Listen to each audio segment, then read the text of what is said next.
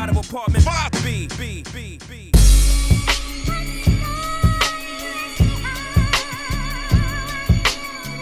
You're now tuned into the Apartment 5B podcast, where we chop it up about hip-hop, R&B, sports, love and life. Hosted by Kill.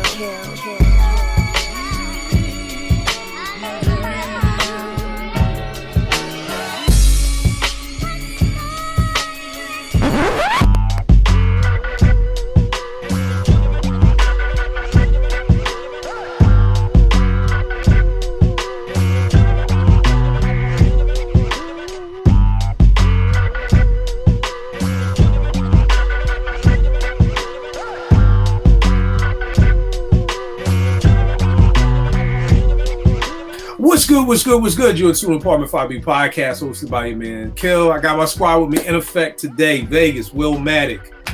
Everything that we've done together. Oh my God, the gray area. You're all welcome. What else we got? We brought friends. We getting old, man, because I was going to say keep it moving, but that is not it. I'm like, man, what's the name that thing? Keep it moving. Yo, bro, I'm sitting here like, we got this. We got friends. We brought friends. We got a lot of music together, y'all. So right. Vegas world. Keep calm. Vegas, huh? Keep calm. Keep calm. We brought friends, right? VegasWorldInc.bandcamp.com. Check out all our stuff. Vegan Rec just did a new banging EP. That's on there. Easily, not only one of my favorite MCs to work with, one of the dopest MCs that I know. So if you need some dope hip hop in your ears, check out his page. Not just his stuff with me, but his stuff with Ak. His stuff with Rec, all the stuff that he has up there is amazing discography. So if you want some dope hip hop, definitely get at Veg. Veg, what's going on with you, Veg?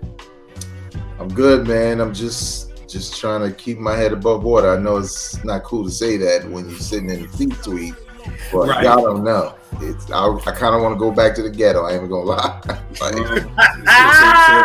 It's a whole, you know what it is, bro? It's almost like when you were a kid and you can't wait to be an adult, and then you get to be an adult and you're like, nah, nigga, I like being a kid much better. It was cool. I'll get back on fries. I was cool over there. I won't be the manager. Yeah, though. Yeah. The manager is too much hoopla. Just y'all deal with these issues, man. JR, the youngest in charge, R&B guru. What's going on, good brother? What's going on, yo? It feels good to be back, man. I've been gone for like 2 weeks, so. I know, bro. I hate it. I heard we're trying to trade James Harden to you guys, so God bless y'all. I can't wait to see something back and put together. I'm excited. You see the hat. I can't wait because I was depressed that I thought we was keeping the bull, but we are getting rid of them. I'm excited. Hey, for real, he coming here? That's what they say. Well, right now it's either the Clippers or the Knicks. Those are the two teams. Go to the Clippers. We don't want them. No. Now I think he's going to the Clippers. I doubt. Harden wants that beach life. He wants that, Yeah, right. So, yeah, I definitely think he's going to dip on like that. All right, let's jump right into it. Yo, we are at the halfway way of the year. We got to look at what is the dopest of 2023 so far. Hip-hop, R&B. How has this year been? Did we struggle to come up with these lists? What dropped that was disappointing? But more importantly, what do we hope for? And what are like legit things that may drop coming up for the rest of the year? So, let me set this off with one of mine. I'm gonna try and go in some type of order. I'll go with number 5 being, oh man, this was a hard year, y'all. First, let's talk about the year. How has this year been for y'all? Vague, how has this year been for you musically so far in these first 6-7 months? Like, given the fact that we do these, best of the years, and I do like, a top 5 on my podcast every year, this is probably the slowest year, which is weird because it's 50 years of hip hop. Because, you think you go back several years, including the pandemic, there were times where I knew I was like, yo, this is my top 5 already. And it's like March. Right. So, yeah, I think it's just been slow, but I think there's a reason for that. So, all right. JR, what about you? I agree with Veg. I think it's been very slow and very uninspiring for me as far as R&B goes. Like, it's been very uninspiring. Like, you got some good things out there, but then it's like there's some stuff that it's like, nah, you know what I mean? So it's a lot that I want, and I know we're gonna get there, but yeah, it's been kind of slow. for me for half of this year. Like Big said, by the middle of this year, I'll be like, yo, these are my favorites of the year so far. And and there's somebody that came out that I was very disappointed with, but we gonna get into that. Yeah, and I mean, same for me. It's been a whack year. I mean, one of my joints, it ain't even an official release. You know what I mean? It just was it just kind of was there. You know what I mean? So yeah, it was definitely. And then one of the things just fucking dropped last week, and I'm like, it's already my number one. Like, it was like, well, there we go. So we might as well just start with my number one. We going with Michael by Killer Mike. Start off with, I've never been a big Killer Mike fan, and I always tell people, when I say I'm not a fan of somebody, that doesn't mean I don't like them. It just means that I'm not checking for them. It means I don't buy their music. I'm not going to their concerts. It doesn't mean I don't like them. It's just I don't like them enough to say, oh, Killer Mike's coming to town. Oh, I got to go to the Killer Mike show. Or I got to go buy the new Killer Mike. But Spin Magazine, surprisingly, did a very, very, very dope article on Killer Mike probably about 2 weeks before it dropped. And after reading the article, it just piqued my interest. It was like, yo, this sounds like it could be a dope album. Not to mention, No ID is one of my favorite producers too. So once I heard his name associated with it, I was like, oh, okay, I'm all in on this. And I'm not going to hold you. This Killer Mike has blown me the fuck away. I was not ready for it. And this may go back to, and Vague, and we'll all talk about it, is expectations. You know, because expectations can help an album or it can hurt an album. So I'm going into this Killer Mike with zero expectations. You know what I mean? And I love it. I would love to hear from somebody who is a Killer Mike fan and who does fuck with Run the Jewels and all that, who's coming into that with high expectations to see if their expectations are met. But I mean, I think this album is incredible. I mean, I've been, the whole time I was in Jamaica, I didn't listen to anything else but it. I mean, everything from the beginning to the end. I mean, I love everything. If I had to pick a favorite track, I guess it's the Shed Tears, number 2. That joint is crazy. I love Run with Dave Chappelle is talking in the beginning. Like, that is crazy. The joint, Scientists and Engineers. I'm not amazed by 3000's verse though. I mean, it wasn't really that knocking out the park 3000 verse that I'm used to hearing, but the entire song, I actually like the song better after 3000 raps, which is kind of weird to say, but it's the truth. But I love it. So I got to go with Michael for one of mine. Vague, what's one of yours, good brother? I'm going to just stick with Killer Mike, man. And Michael, for me, the funny thing is, I had just did an episode of my top 5 of the year so far the week before. And I said all these same things. You know, it's a slow year, so, you know, my list could change tomorrow. It will change next week. Because as soon as I heard it, I was like, oh yeah, this is instantly in there, because it's the production, it's the lyrics, it's the features, it's what the features did, right? They didn't detract from the album, right? It's like Future fits, like everybody fits with everything that's being done on here. And I'm a Run the Jewels fan, but I can't say I'm a Killer Mike fan, right? Because I felt the same way. I would listen to his solo albums, and they were cool, but I never went back to them. You know what I'm saying? And the Run the Jewels production combined with Killer Mike's lyrics, which could be hardcore and it could be conscious, all at the same time. I was just like, damn, it's the perfect blend. But I didn't expect this from this album at all. And yeah, like you said, some of the songs that stand out. I mean, Scientists and Engineers, Spaceship Views. I'm a big Currency fan. He just can't do wrong with me. He can say the same shit every time. I don't care. Yeah, I mean, yeah, man, it's just a great album from Down by Law. I love how that kicks off the album because it just sets the tone for what this is going to be. And I like when they're familiar samples to hip hop heads, but they just do a little bit more to make it different, to make you feel like, oh, I like the way they did that.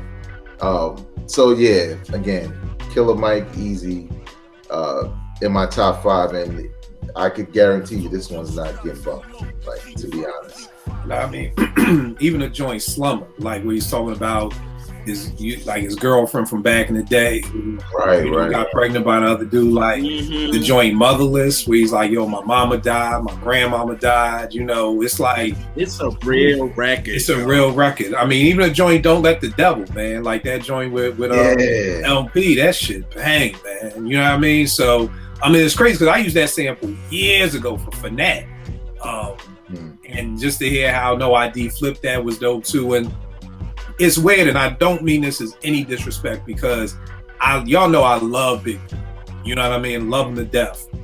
I felt like this is not necessarily the album I've been wanting Big Boy to make, but it almost essentially is. Like, I love Big Boy's first album. Was that Daddy Fat Sax joint? That's a 5 mic classic to me, but I just felt like this has, like, the production especially has that down south southern soul bass line, church organ. Like, it has that southern playalistic feel to it. And it just felt like damn, like this is the album I would have thought Big Boy would have made. You know what I mean? So it's bug, but yeah, definitely a very dope album. JR, what's one of yours, bro?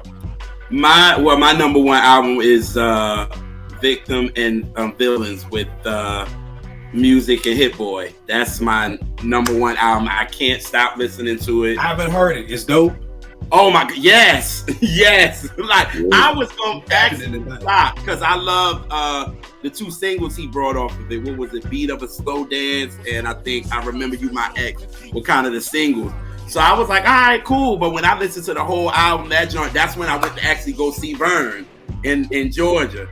And I've been playing it ever since. And I'm just like, yo, Hit Boy did what he did with Nas. Then came over and did what he did with Music. I was like, it's crazy, man. That dude is bad, man. Like, I gotta give him props. Because you would never think of that Music and Hit Boy together, to be honest with you. You know what I mean? So it was just like, oh, how this gonna go? And this album knocks. I've been playing it ever since it came out. I think it came out when? 8 March. I've been rocking it since then, to be honest with you. And it's like, finally, Music, it gave you the feeling of, I just want to sing and just listen. And it gave you that vibe of like a newness to it. You know what I mean? So Music did what he did on this joint. I don't think Music gets a lot of credit for the run that he had. A lot of people don't see he had a run. And a lot of people don't give him that, but I was like, listening to this album, he back to again because he tried to rap, and that was a mistake. And it was just like, nah. So he back to it, and I love it. So that's my number one album of the year. That's dope. I can't wait to check that out. And two, I was one of those people who was sleeping on Music's run. You know what I mean? And I made this Best of Music tape called Ishka Bibbles. It's on my website, willmakebeatsfood.com. Ishka Bibbles is not in my top 10 cheesesteak spots in Philly either. So everybody's like, Ishka Bibbles. No, Ishka Bibbles does not make the cut. If you are at 5th and South and you want a cheesesteak and you don't want to walk, then you go to Ishka Bibbles. Other than that, I'm never eating at Ishka Bibbles. So I'm not gonna have it. But one in DC either. Don't even get me started.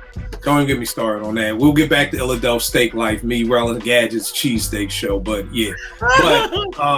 Yeah, Music, like when I did that Best of Music, it was like, yo, this nigga has some bangers. And it wasn't until Fonte was on Twitter and they were talking about if D'Angelo and Music did a battle, that Music would kill him.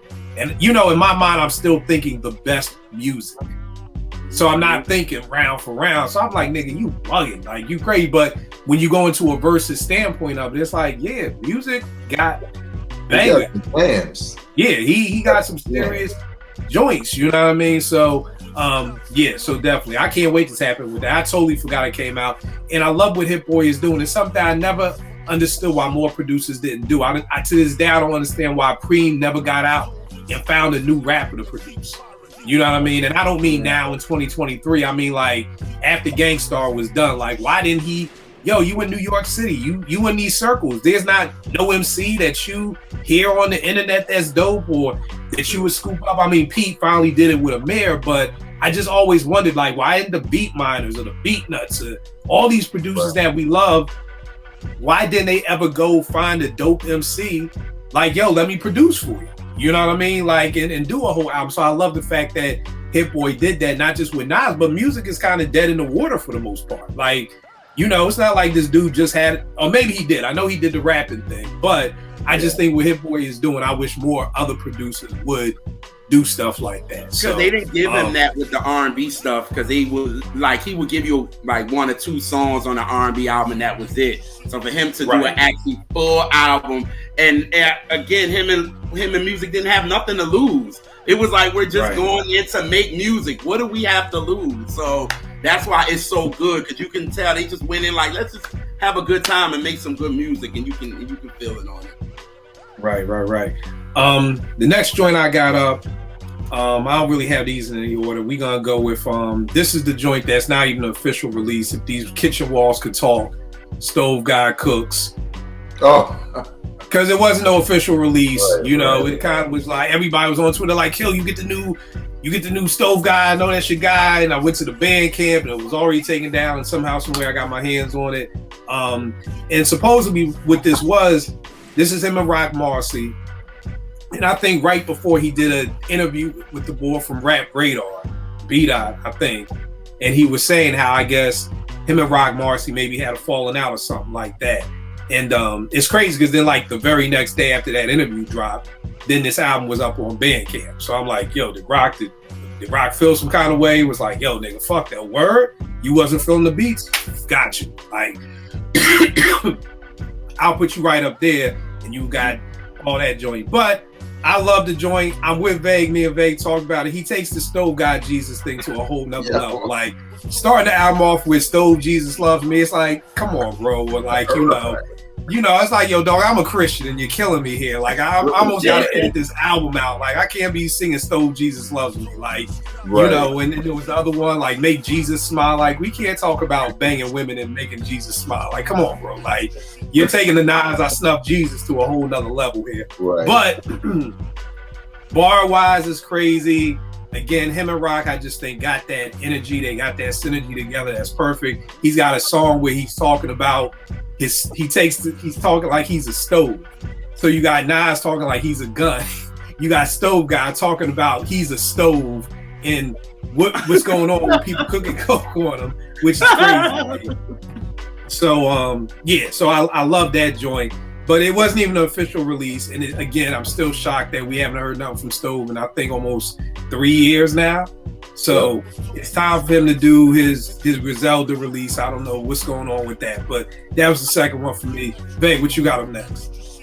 Just real quick, I listened to that and I feel the same way as you. The Stove shit is wearing on me because the more he says it, the more I'm just thinking about a fucking stove. And the shit ain't cool. It's like, it's not cool. You know what I mean? Like, I mean, your grandmother could come out with that joint, right? Like, you want to, I think you got a piece, that's a stove. It's like, dog, relax. Are you for real? Yeah, he does. A piece. I want to say Westside got it for me. He has a piece that is a stove. Oh wow.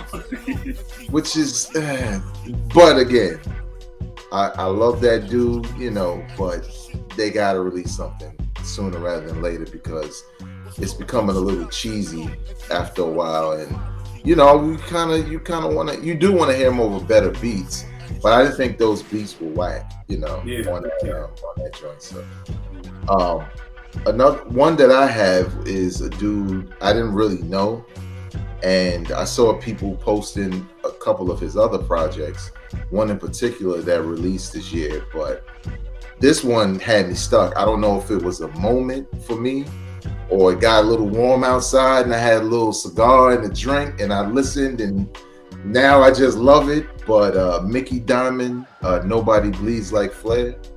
It's a little ish, right? Because, you got Rick Flair. Mickey Diamond? Mickey Diamond. Nobody Bleeds Like Flair, right? It's like almost like an AI version of Ric Flair giving one of his promos on Wrestler with a pink background or whatever. But I just love the way it was crafted with that theme, right? Because obviously there's promos for Ric Flair and all of that, a la Griselda.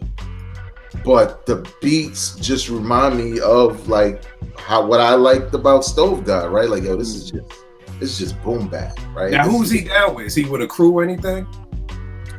He might be.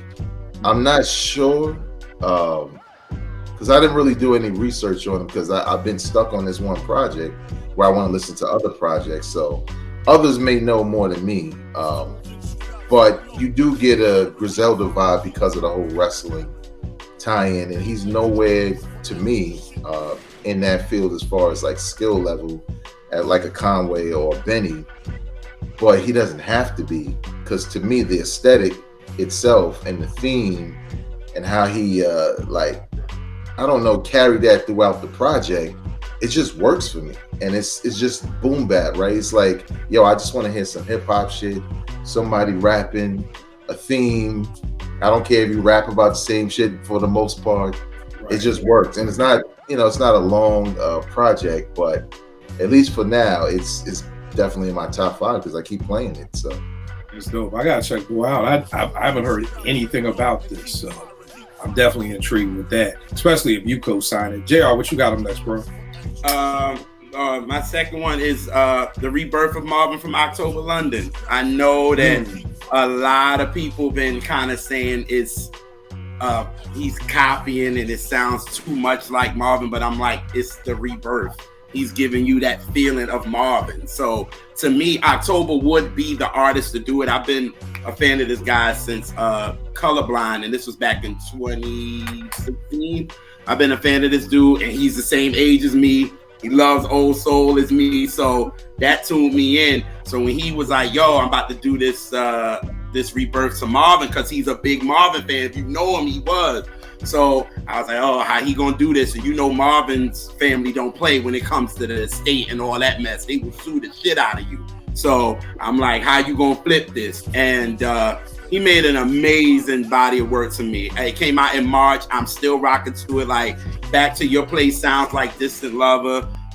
He got Make Me Wonder, which sounds like a Temple Marvin joint. Like, and he gives you the Marvin vibes, but if you're a fan of October, he's giving you him too. But I see online a lot of people was like, oh, it sounds too much like Marvin. And I'm like, really? Like, if you're a fan of it, you will know why. But I think the joint is dope. I enjoyed it. And I think if Marvin was living, I think he would enjoy it as well. He'd be like, damn, I influenced this young kid. Like, wow. So I love the record. So yeah, I would say. Now tell me this. Are they remakes or they're all original songs? All original songs. But you're going to kind of know which song that he was inspired by. Like I said, if you listen to Back to Your Place, you're going to know Distant Lover is definitely the vibe he must have was listening to, or something in the little ad-libs he gives. It's like, okay, all right. That's how you giving your Marvin love there. So, yeah. All right, let me ask a question. Veg, are you familiar with October London? Yeah, actually, I went and listened off the strength of JR and his record. Okay. Now, how do you feel? Because there's a fine line between being influenced and biting. Yeah. So when I first heard Colorblind, I liked it because it gave me that Marvin vibe. You know what I mean? He just sounds like Marvin. The production sounds very Marvin-ish. So, JR, what is it that keeps it from being, like how you said, you see people online saying, oh, he's just a Marvin knockoff, or he's just biting Marvin. Like, what keeps him from teetering the line of being influenced by to biting for you? And for me, I know, for me doing research on him and all that, I knew where his influences came from. So it's not like I was just like, okay, when he said I'm gonna do the rebirth of Marvin, I said, okay, it makes sense. I know this is where he's going with it. So when I listen to it, it's like, yeah, if you're a Marvin fan, you're gonna enjoy it. You know what I'm saying? But if you're also an October London fan, you're gonna be like, oh, okay, he's not biting him, but you can definitely hear the influence and the impact that Marvin had on him. And in every interview, this dude is like, yo, I'm a fan of Marvin. He was a big inspiration in my life. So this album makes a lot of sense. And he was doing a lot of these nuances and ad-libs he was doing in songs that you wouldn't even think about Marvin, but you would be like, oh, yeah, that's Marvin right there. I see where that influence. So he finally did a whole album on somebody that he was influenced by. So I don't feel like he's biting, to be honest. Now, if he didn't know who Marvin was and he probably listened to the Let's Get It On album one time and he did this, then I'll be like, oh, yeah, he's biting. because he don't know Marvin's music like that. But this dude does. So I don't think it's biting at all to me. I think he's just really, really influenced by it. Now, Vay, what do you think? And I don't know if you heard this album, but even when, like I said, when I heard Colorblind, you know, it's a Marvin feel to it. I didn't mind it. But Vay, what do you think? No, I heard the album, and I'm a big Marvin Gaye fan, man. I got greatest hits. I have albums, right? Vinyl. I dig it because it's one of those things where you kind of embrace the hate, so to speak, right? Like, y'all saying I'm a carbon copy, I'm telling you it's an influence, and you're doing something creative with it, similar to like Elmatic, right? The whole idea of Elmatic, I was kind of turned off at first until I heard it, and I was like, nah, this is more of a tribute to that, but it adds to it. And, you know, obviously Will Sessions kind of takes it to another level. But also, it's the same way before I heard D'Angelo's Untitled, right? And people was like, oh yeah, it's kind of a tribute to Prince. And I'm like, all right, D'Angelo, what you doing, fam? Like, don't do that, right? I'm gonna grade you on that level, like, okay. But then I really liked it, but I never looked at D'Angelo as fighting. I looked at it for what it was. He's inspired by this dude, and he did a great job of emulating him without it seeming cheesy, right? Like a fan of a tribute. So yeah, I thought it was cool, and I had never heard any music from dude before. That was my first listen. Okay. So the fact that he sound like Marvin, I was like, that's not easy to do. Like, right. Now, here's the thing. Let me ask you a question. I don't know if you've ever heard this before. James Mtume said that there are 3 steps to any type of art. There's imitation, emulation, and then innovation. So basically, in a nutshell, you start, use me as for example. When I started making beats, I was imitating Primo. If you listen to any of my first beats, sound straight Primo bite all the way through. Then eventually he says you get to the emulation stage where it's like, okay, I'm still doing a little Primo, but I'm finding my own self too. And then you get the innovation where now I'm just me.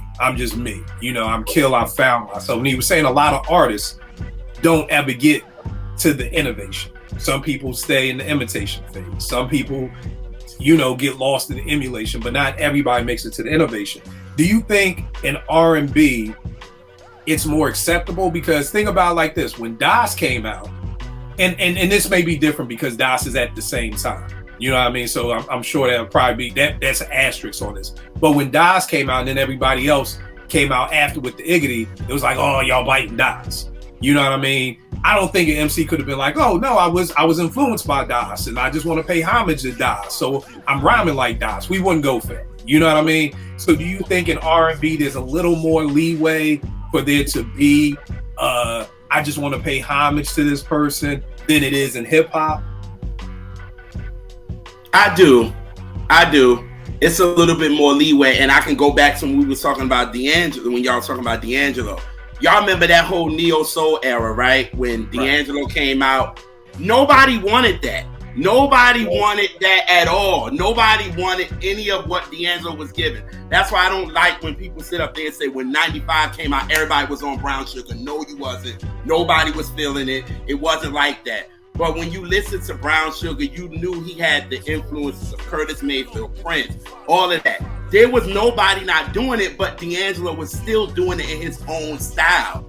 But you still felt the inspiration of who he was inspired by. But when he got to Voodoo, it was like, this is him and that's it.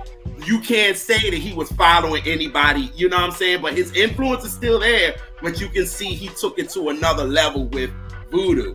But we gave him a little grace when he came out with Brown Sugar, because again, there was nobody giving you the feeling of a Curtis. Nobody was giving you the feeling of no Prince. Nobody was giving you any of that. So then after that, then who comes out? Maxwell. Maxwell then gives you the flavor of Prince with that what is it? What was his first album? Cops Come Knocking? Yes, yeah, that album. And then when he does Embrya, it's completely different. So it's like, yes, in the beginning, it's gonna sound very like you're following somebody. Like you said, you was following Primo. So your first beat was all Primo. When you got there, then your next level, it's like, nah, I'm finding my own space. Then now, Kill, your beats don't sound like no damn Primo. Like, it sounds like a Kill beat. And I think with R&B, we get a little bit of leeway until finally it's like, you get to that third album, you like, all right, yo, you still ain't find your own spot yet. We gave you the first album, we gave you the second. Now you at the third, and it still sounds the same. Nah, we can't rock with it. But we give y'all time. Y'all hip hoppers, y'all hard. Y'all are hard. Y'all like, no, you sound like this, and then you get to the next album, you like, you still sound the same. Nah, you act like for real. So we get a little leeway in R&B though. Vic, what were you gonna say? Well, first of all, JR, that's Logic's whole career, but you know, I digress. He just he picked one rapper to bite off of this time, and unfortunately, it's J. Cole.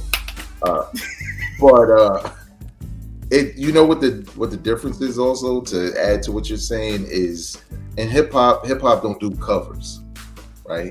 R&B and soul, everything you could do a cover, right? Like, oh, he did a cover of this. And jazz, you could do a cover.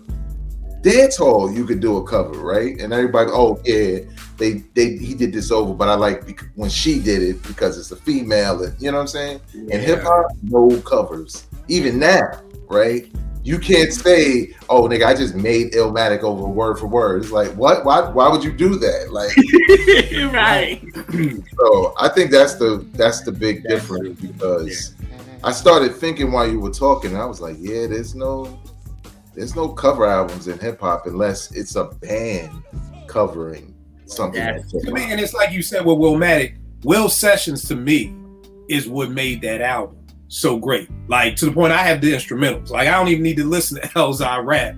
Yeah. Because Will Sessions, if he would have just had Black Milk remake all those beats, I don't think Willmatic, at least for me, would have hit as hard as it did. Right. But it's doing Life's a Bitch and then going into Gap Band's Yearning for Your Love. I mean, was Stokely on it? Yeah, it felt right. Now let me ask y'all this. Do you think it's too, because with hip hop it's usually an instant bite.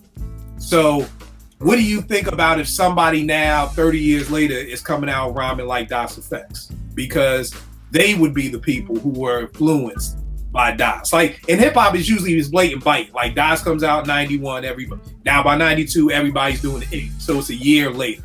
But what if in 10 years somebody came out like, hey, I was influenced by Das, I want to bring the Iggity back? You feel like hip hop niggas would still be like, nah, that shit whack, I don't care when it comes out, you don't bite nobody's style? Wait, you asking me? Yeah, anybody, yeah. I was trying to remember these cats' name.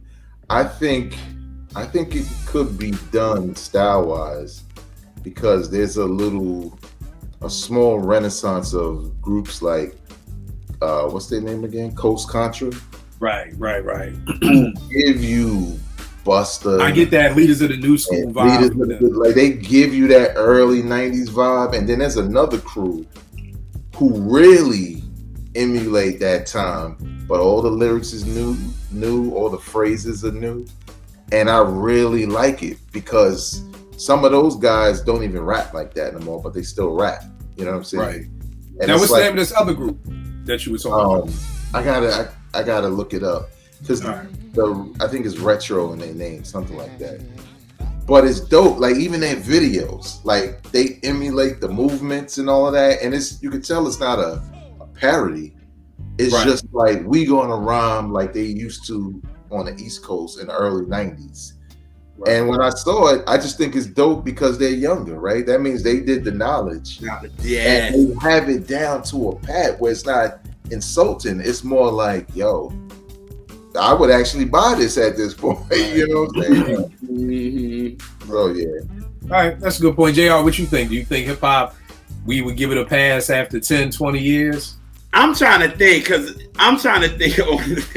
with dudes on Twitter with you be arguing with, well, not arguing, because now I'm loving that you blocking niggas now. So I think because a lot of heads will be like, nah, yo, we did that back then. They biting. Like, and it'll be people around our ages will come out and be like, oh, they fighting, because it be bugging me out. It be people that sometimes your age that be arguing and say the most stupid shit, and I'll be like, how old are you? Like, for real? Niggas, I know 50-year-olds niggas who are dumb as shit. Like, just because you old don't mean you smart. You got wisdom. That does not equal the same. I be having the same conversations with a 54-year-old nigga that I'm having with a 14-year-old nigga. Like, verbatim. Like, I could video me talking to one of my teens and play the same shit back to a nigga who graduated Morgan with me. Like, it So that's why I'm like, it's hard, because it's like for people around our age to be like, nah, he biting, yo. But like, I'm with they. If you young, you obviously had to do research, because a lot of these kids are not researching. Like, they're not going and trying to find the history of anything. So for them to do that and still have the flavor, but it's not being a complete like bite. And it's like, yo, I'm feeling them. They dope, because they giving you the essence of it rather than being, fraud with it. But it'll be hard with hip hop. Here's the thing too, I think with hip hop that's hard is shit gets played out with hip hop. Yeah. Like Marvin's sound, I don't think it got played out. I just think for R&B we went to the 80s and we got into Sims and then New Jack. But I feel like I personally don't know if it got played out. Whereas with hip hop, everything that we do as black folk has like a time limit. And then it'll like kind of come back. Like there was a time when we was at Morgan, you could have had a high top fade. Like niggas would be like, yo, what the fuck? What's wrong with your man over here with this high top fade? Like it gets played out. You know what I mean? So that's the hard part about. Like I was talking to somebody about Low, and I was like, yeah, I did for a while, and I was like buying Fat Farm and Academics and supporting the hip hop brands. But I'm like, I spent $2,000 on a whole new wardrobe. And it's like, nigga, don't nobody wear Rockaware no more. It's like, well, fuck, now I gotta start all over again. So it's like, that's why I went back to Low. I'm like, you look at Homecoming from 1989 to 2023, you gonna see Polo and Jordans. So maybe a little tighter, maybe a little looser, but nigga, those are just two brands you were gonna see for the past 33 fucking years. So I think that's the other part with us. Our shit can get played out. So I don't even know if I could even listen to somebody doing the Iggy style right now, even as a homage to Das, because it would be like, oh, that's whack. Or, even with Primo, I'm like, oh God, not them drums again, Preem. Come on, man. It's like you gotta elevate, Preem. Like, come on, man. So I think that's the harder part with hip hop is just like, we're so, shit get played out, or no, niggas don't do that no more. Like, like I'm always wondering with black folk, how does shit come in style? Like when did somebody was saying with the whole Jim Jones thing that it was the Diplomats that brought in skinny jeans, and I'm like, is that where it came from? Like, I don't know where skinny jeans came in style. You know what I mean? And when did baggy jeans go out of style? Like, where are these fucking fashion memos? Because I am not on the list of when things come in style. Like, so like, I don't know. Like, so I think that's the problem with us. Like, you're doing Marvin, and I think ever since D'Angelo came out, and like you said, 95, and once Neo Soul came, Soul has never gone back out. You know what I mean? Like, I think you can do anything soulful from here on out, and you're good money. Maybe in the 80s it would have been like, nah, we want some New Jack Swing. Where's Teddy Riley? But I feel like ever since post D'Angelo and Kedar and all that, and Erykah Badu, you can do soul and nobody's gonna be mad at it. But if you try to do it Iggy style, or you try to do, like you said, a Leaders of the New School style, like Coast Contra, they were talking about for a while, but then they disappeared just as quick as they popped up on the scene. Well, you know what I mean? I know why. Because they fumbled the bag. Because the freestyles were crazy. Yeah. Put the album out, and there was really one song that sounded like those freestyles. Everything else was an attempt to sound like what's out now. And that's kind of not what people wanted, right? They like, nah, do that shit. And look, I'm not buying an album full of Iggy, and it's not Das Effects today, damn sure. But if you flip it in a bar or verse, right? Like even somebody like Kendrick could get away with that shit. And niggas be like, yo, it's crazy, he flipped the Das Effects. I'm with that, but if you just going to Iggy us to death with a full album, I'm just like, where's Drez? Where they at? Right. Where they at? Right. All right, good point. Next up, I'm gonna go with Ransoms, director cut scene 4 with Nicholas Craven. I just think, top 5 MC walking the planet Earth, man. Like, Ransom says so much shit that I was listening to Director's Cut Volume 3, and there's at least 10 quotes that I want to put up around my teen center. He just says shit that I'm just like, wow, like, oh, okay. And y'all know I hate drumless hip hop, but Nicholas Craven and him, they just connect. And again, I just think this dude bar wise is just crazy. You know what I mean? And I liked how they kind of released it. They released it on this platform. I forgot the name of it, but like you had to go to the platform, you had to like download it, and like you could pay, I think you could pay what you want for it, but you could only get it. Like I had to keep going back to the website and logging in to even play the album. You know what I mean? So I thought that was kind of dope how they kind of came out and trying to get away from these streaming services. So I thought that was dope too. So that's another joint I got up with Ransom Director's Cut Scene 4. Big, what you got up next?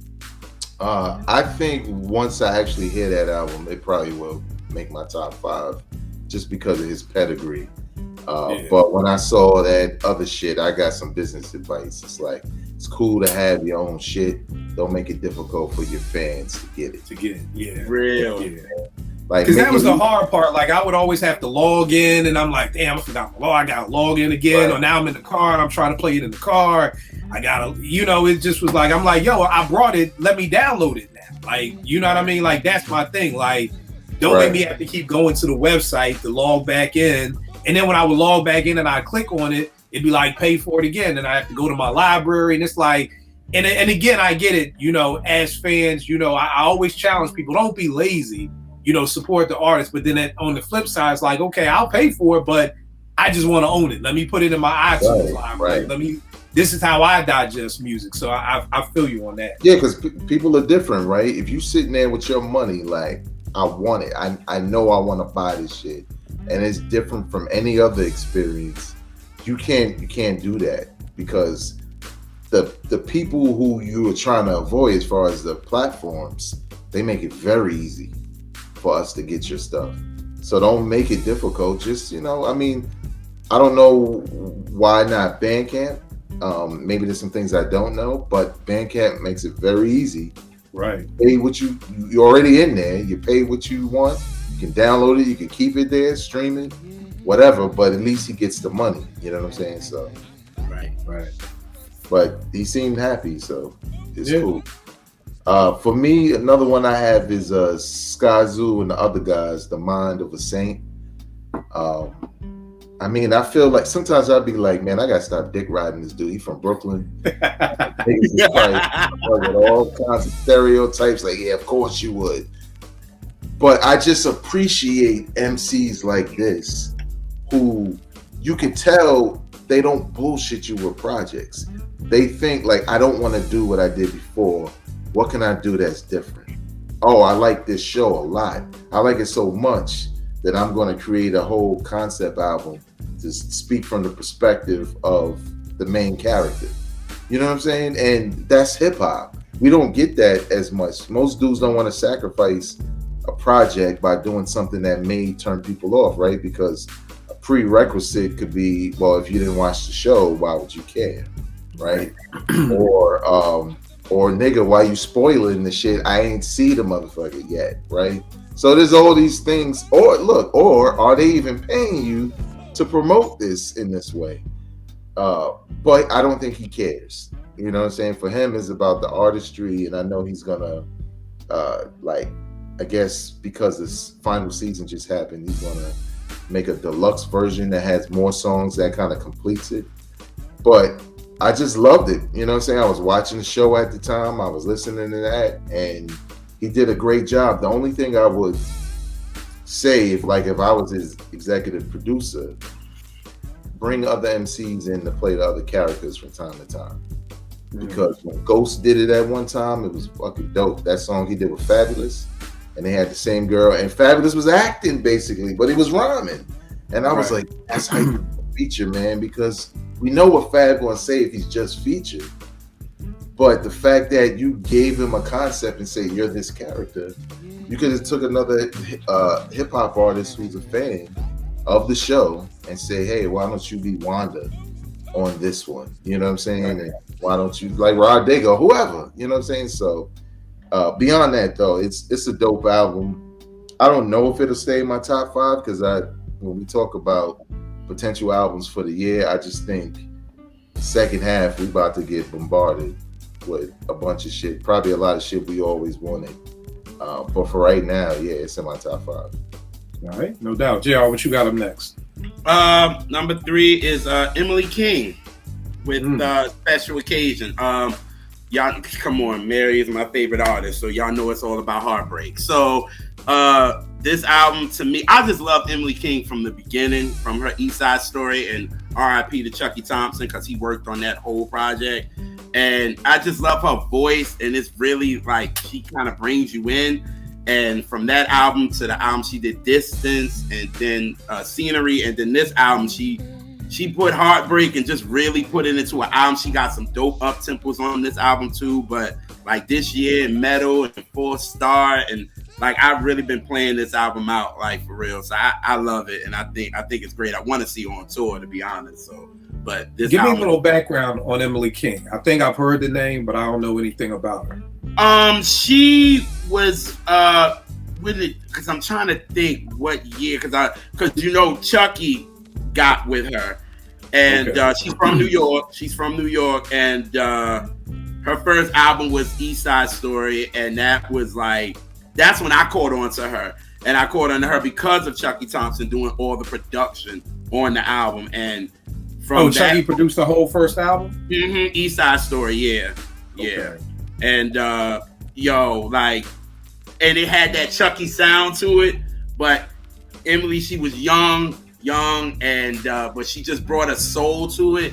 And Chucky, he had faith in Mary, so he was able to, give her own thing. And then when after that, she did her own thing. But she's dope. Like as an artist, I'm trying to see who she would give you vibes of, because Anita Baker loves her. Kind of gives you that a little bit, but she just is mellow. Like you listen to her album with a glass of wine, like all of them. Like you can't like get buzzed and drunk off of it like that. You just listen to a nice glass of wine and just vibe out to it. So it kind of gives you that Anita flavor type of. So it's just that, but it's just her voice kind of pulls you in, and it's very theatrical, but not as dramatic. You know what I mean? So her production, but I would definitely check it out. But it's definitely soothing, so that's why I'm just a fan of her since 2007. So prayerfully, people watching and taking notes. This is why I love this show, because between Emily King and the music and this Mickey Diamond, I'm already lining up my lineup for the rest of the year. Because for everybody out there who needs some music, because it is a slow year, you hear some joints that you may not have heard about. The next joint I'm gonna go with is The Great Escape, Larry June and Alchemist. I never heard of Larry June before, never heard the name, and y'all know how I feel about Alchemist probably over the last 3 years, just looping. But this joint is good. I actually really rocked with it. And it's funny, I'm one of those rare, like, I guess I'm closed-minded, where it's like, this doesn't make me want to go check for other Larry June shit. I just like him in Alchemist, almost. Like you know what I mean? That I know my weaknesses. Like I know I'm like Toad on the 5 Deadly Venoms. Like I know my weak points. Like I like this person with this person. Like I love Covert Coup with Currency and Alchemist. I like Currency on other shit, but that Covert Coup and stuff like that. So I really rock with this joint. And I was shocked about it. And I like the features. I mean, Slum Village is on here. I even like the joint Art Tech with Bodie James. And most people know I'm not the biggest Bodie James fan. But so again, but I would say this probably goes back to my expectations. So kind of just like with Killer Mike, I would love to hear from a Larry June fan. What were your expectations of this album? Because I went in with absolutely no expectations at all. But I think like Vay kind of said, you sometimes had them days when ain't nothing new out. You see something come across your timeline. You're like, all right, let me check it out. Fuck it. And it actually turned out okay. So yeah, The Great Escape, Larry June and Alchemist, definitely in my top 5. Vay, what you got up next? First, I've neglected to say this, but big shout out to Mike from Speak Your Clout podcast. Yeah. He put me on the Mickey Diamond. Okay. Because on Instagram he'll review, like, do brief reviews, and I saw the album cover, and I was like, damn, what's that? You know what I'm saying? So I just who else I had? So my top 5 always contain, by the end of the year, always contain variety. It's just a point of me as a music fan. I like variety. I admire it. So this album, I did not expect to be in my top 5 of the year. I just went and listened to it on a whim because it was out and saw some talk about it. But JPEG Mafia and Danny Brown, I think it's called "Scaring the Hoes." Scaring the Hoes. We scaring the hoes tonight. You said it's called JPEG and Danny Johnson. JPEG Mafia. Hold on. JPEG and Danny Johnson. That's some 90s shit. Some niggas that play for the Suns and shit. Like, oh, Danny Johnson. Nah, Danny Taylor, right? JPEG Mafia and Danny Brown. Danny Brown. Okay. And most people in hip hop have heard of Danny Brown before, but JPEG Mafia, I never really. And what's the name of the album? I think it's called "Scaring the Hoes" or "Scaring the Hoes." I didn't check it out. But the album cover is pretty dope too, and I watched the review on the Needle Drop dude. What's his name? Fantana, Anthony, or whatever his name. White dude who reviews album, and he's talked about JPEG Mafia in the past, and I listened to a couple of those joints, and I was like, that's not really for me. It's like that nerdcore, it's cool, and I like different shit, but it was just too off for me. And I like Danny Brown, right? So when I heard they had a project together, I was like, well, let me see what it sounds like, and I really like it because it's different. But it's not different for the sake of being different, right? Some niggas like, yo, we going to knock these trash cans over and make a beat out of that shit, and enjoy it as art. And it's like, wow, it's trash falling, nigga. Like, that's not. But I just like it because, like you said, with expectations, I had zero expectations. It's high energy. And their voices complement each other because Danny Brown has a real high pitch, almost like an old school style sounding like the dude from Boogie Monsters, right? That kind of squeaky voice almost. And it just works. And his lyrics tend to be kind of funny also. I mean, shit, look at the title, right? I was going to say, so the JPEG Mafia a group themselves? No, I think it's one dude, but I think it might be a production group. Okay. But as far as rapping, I think it's one dude that raps. But it just works, man, because it's different and it's inventive, and the lyrics can be fun. They could point on some things that you agree with, or I guess you could what's the word I'm looking for? I don't know, that appeal to you in some way, just as a person, right? And it's not deep, right? It's not trying to be deep. It's just free of the restraints of, yo, they got any bars in there, or yo, that shit boom back. Like, this is one of those joints where you're like, yeah, I'm tired of selling drugs and shooting shit. Let me just hear something different that reminds me of the days when rap was just fun and inventive. And I think this one is cool. I don't know, again, it's another one where I don't know if it'll make it depending on what's coming out, but when it was out, man, I just couldn't believe how much I was playing it, because I was like, well, shit, I like it. So, top 5. All right, no doubt. JR, what you got up for number 4? All right, my number 4 is Masego, his album. You said Masego? Yeah, Masego. He's the one that everybody was, can I get to the end? Yeah. Okay.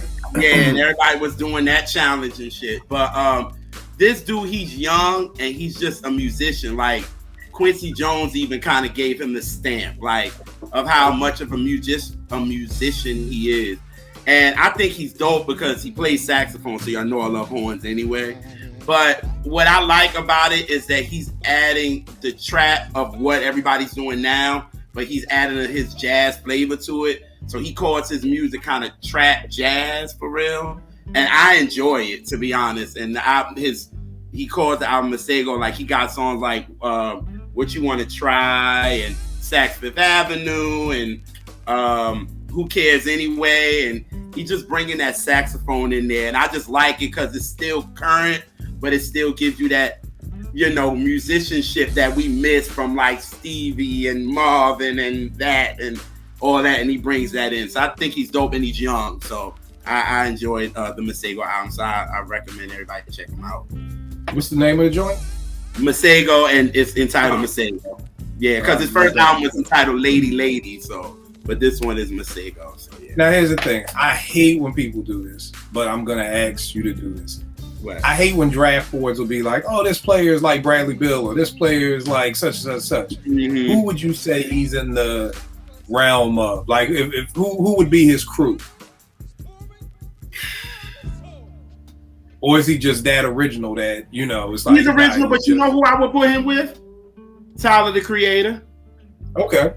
I will put him with him. As far as their musicianship, I will put them two together with each other, for real. He would fit with them, and like, he was inspired by Andre 3000, and you know, and then he's also loved Cab Calloway and John P. Keys, so he's a really musician. So I think him and Tyler, the Creator, would kind of fit with each other. I would put him with him.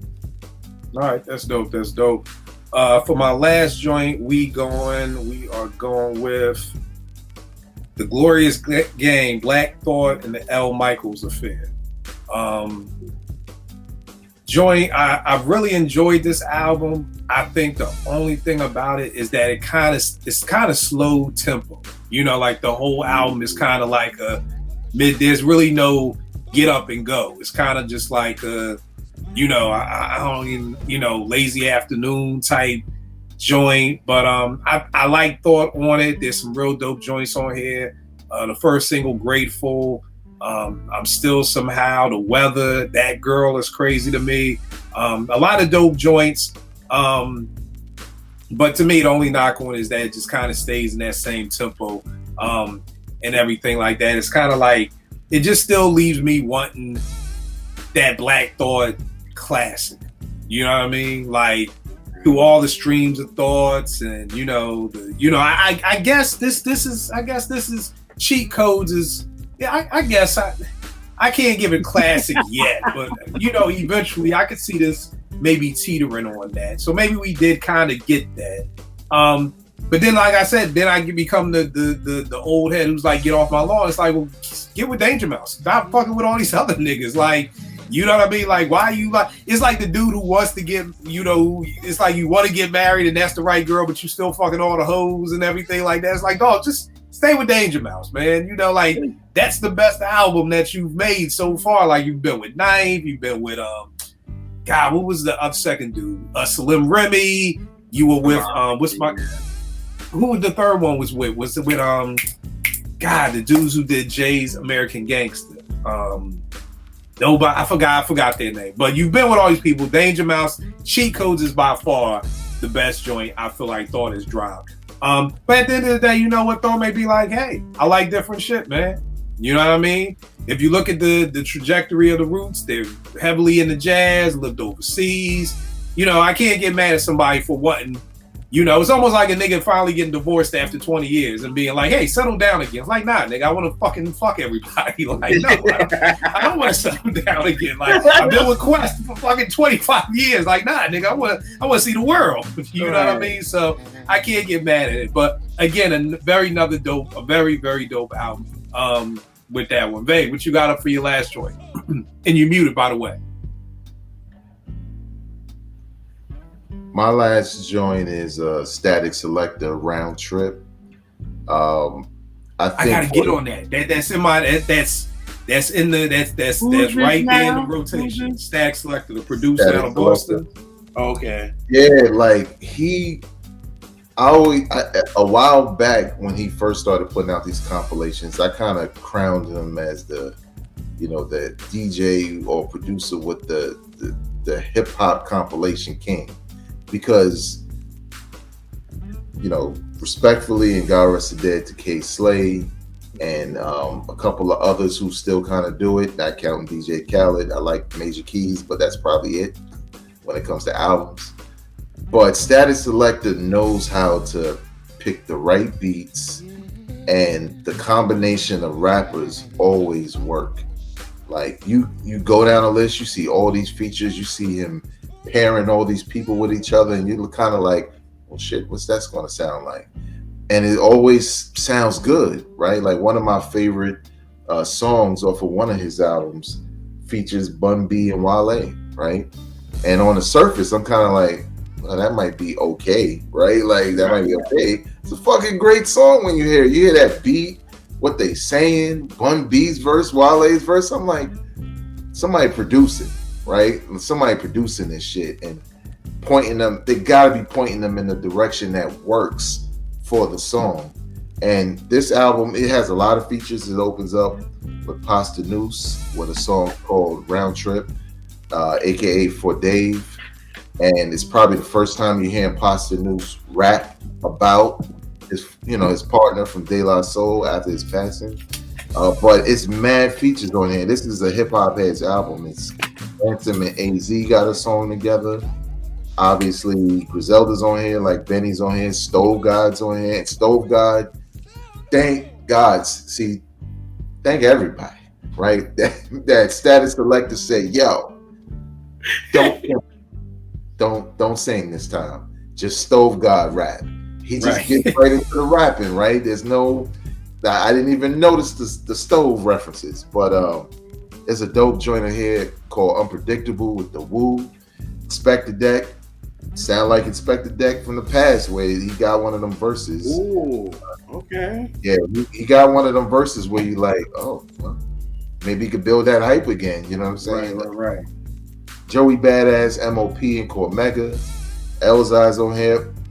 Let me just say this as a disclaimer. I ain't gonna say all of them. There's a lot of tracks. I do not like Bodie James.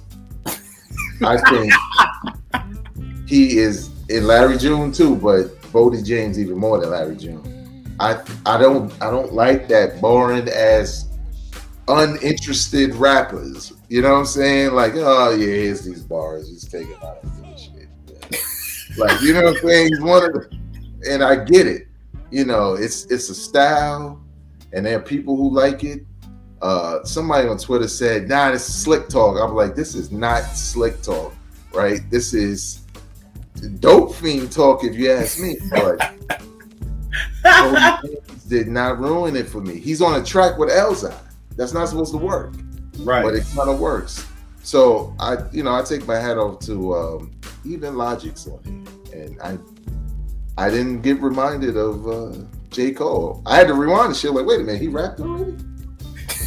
I'm ready to be pissed. Like this nigga bite. But I think it's a dope album, and it's a chance for people to discover MCs maybe they never heard of before or they haven't heard in a while. Status Selector just does an excellent job of putting out hip hop compilations that contain scratching sometimes, or most of the time, that just kind of keep that tradition alive without being so obvious about it. Having rappers rap about it like this is the real shit. They just rap. So. Right. That's what's up. And Gerald, what you got for your last joint? My last one is from a female from the UK. Her name is Ellie Ingram, and her album Bad Behavior. I've been a fan of her since 2017. She came out with Love You Really. She reminds you of like an Amy Winehouse, and I would say Angie Stone, Lauren, a little bit. That's her flavor, but she's another one that whoever her producer is, and I should know it, right? But her producer loves a sax, and he would throw it in there any way he can. So she's definitely jazz oriented as well. So when she came out with her album Bad Behavior, like out of the whole album, it's maybe 3 songs that I'm like with. But other than that, I think it's a cool body of work. So that joint I've been playing as well. So yeah, that's dope. And I'm glad that you were here to talk about all these R&B joints, because the only R&B joint I got was Summer Walker's Clear 2 EP. You know what I'm saying? Yeah. I take it from JR's hypeness. No, now. I ain't got a problem with it. No. It's just not in my top 5. Like, it's just not like I dig it, but it wasn't out of these 5. It wasn't in my top 5. Right. I'm one of them few people who, I fuck with Summer Walker. I'm trying to find her first album real quick because I can't remember the names. The only thing I really, really like from her is the Still Over It, because it had substance to it. You knew what it was about. You knew what it was. But I liked Over It, that album, because I feel like with Summer you can get 2 Summer Walkers. You kind of have the trap Summer Walker, and then you got the soulful Summer Walker. Because when you listen to Over It, it sounds nothing like the first Clear EP. Like the first EP, Clear, like when she does these Clear joints, and I didn't even put 2 and 2 together, she's using live instruments, she's using a band, all that stuff. So when you listen to Grave sounds like nothing off of Over It. So I like the fact that you can get Trap Summer or you could get Soulful Summer. I always use the example of gospel music when they do praise and worship, and then they do contemporary gospel. There's different gospel that you can get. And Clear 2 is just the soulful. Summer Jam, I was interested. I got a real heavy Erykah Badu vibe off of this album. Did you feel that way? Yeah. Her and Ari Lennox gives you Erykah. And Vague, have you heard this album, Vague? No. All right. It's real dope, man. Like the joint Pull Up, she's got a joint on here with Childish Gambino. Mind Your Mouth. Like, truth be told, I know a lot of people don't really fuck with her because she may not be the great singer. Couple of things I really appreciate about Summer Walker. People, talk about stage show. Said she had a whack stage show. She went out and got Tiana Taylor to choreograph for her. And I appreciate that, because that's an artist hearing, I don't do something good. Let me go out and get better at that shit. And if you know anything about Tiana Taylor gonna put on a fucking show. Listen. So I'm thinking about that as an artist. And then if you kind of can get past it, she's got a nice pen game. You know what I mean? Like she's got a nice pen game. Like she can actually sing though, but again, it's like the spaces that we're in, they don't really showcase that. Because when she was on YouTube with her damn guitar, it was her and her voice. Like, that's what I was a fan of. But now, with this, it's like mainstream got to it, and it just, that's why I'm like, damn, yo, like, what happened? I mean, this Clear 2 is dope. It starts off with J. Cole just spitting a verse, just shouting her out. And the joint she had on here called Mind Your Mouth, like the chorus is something like, hush girl, mind your mouth. You don't want to bruise his ego. And I was listening to it with Nay, and Nay was like, so daddy, how do you do that? How do I do that if I'm in a relationship with a boy? Like, I don't want to not talk to not hurt his ego. Like, it ain't all about him. And it was like, it started a good conversation between me and Nay. It's like I really felt that, like when she was singing, it's like, you can't harm his ego, girl. You can't tell that nigga that. And so I really love a pen game. So again, y'all know I never want to be like, oh, you should listen to Summer Walker. I'm just saying she got some shit.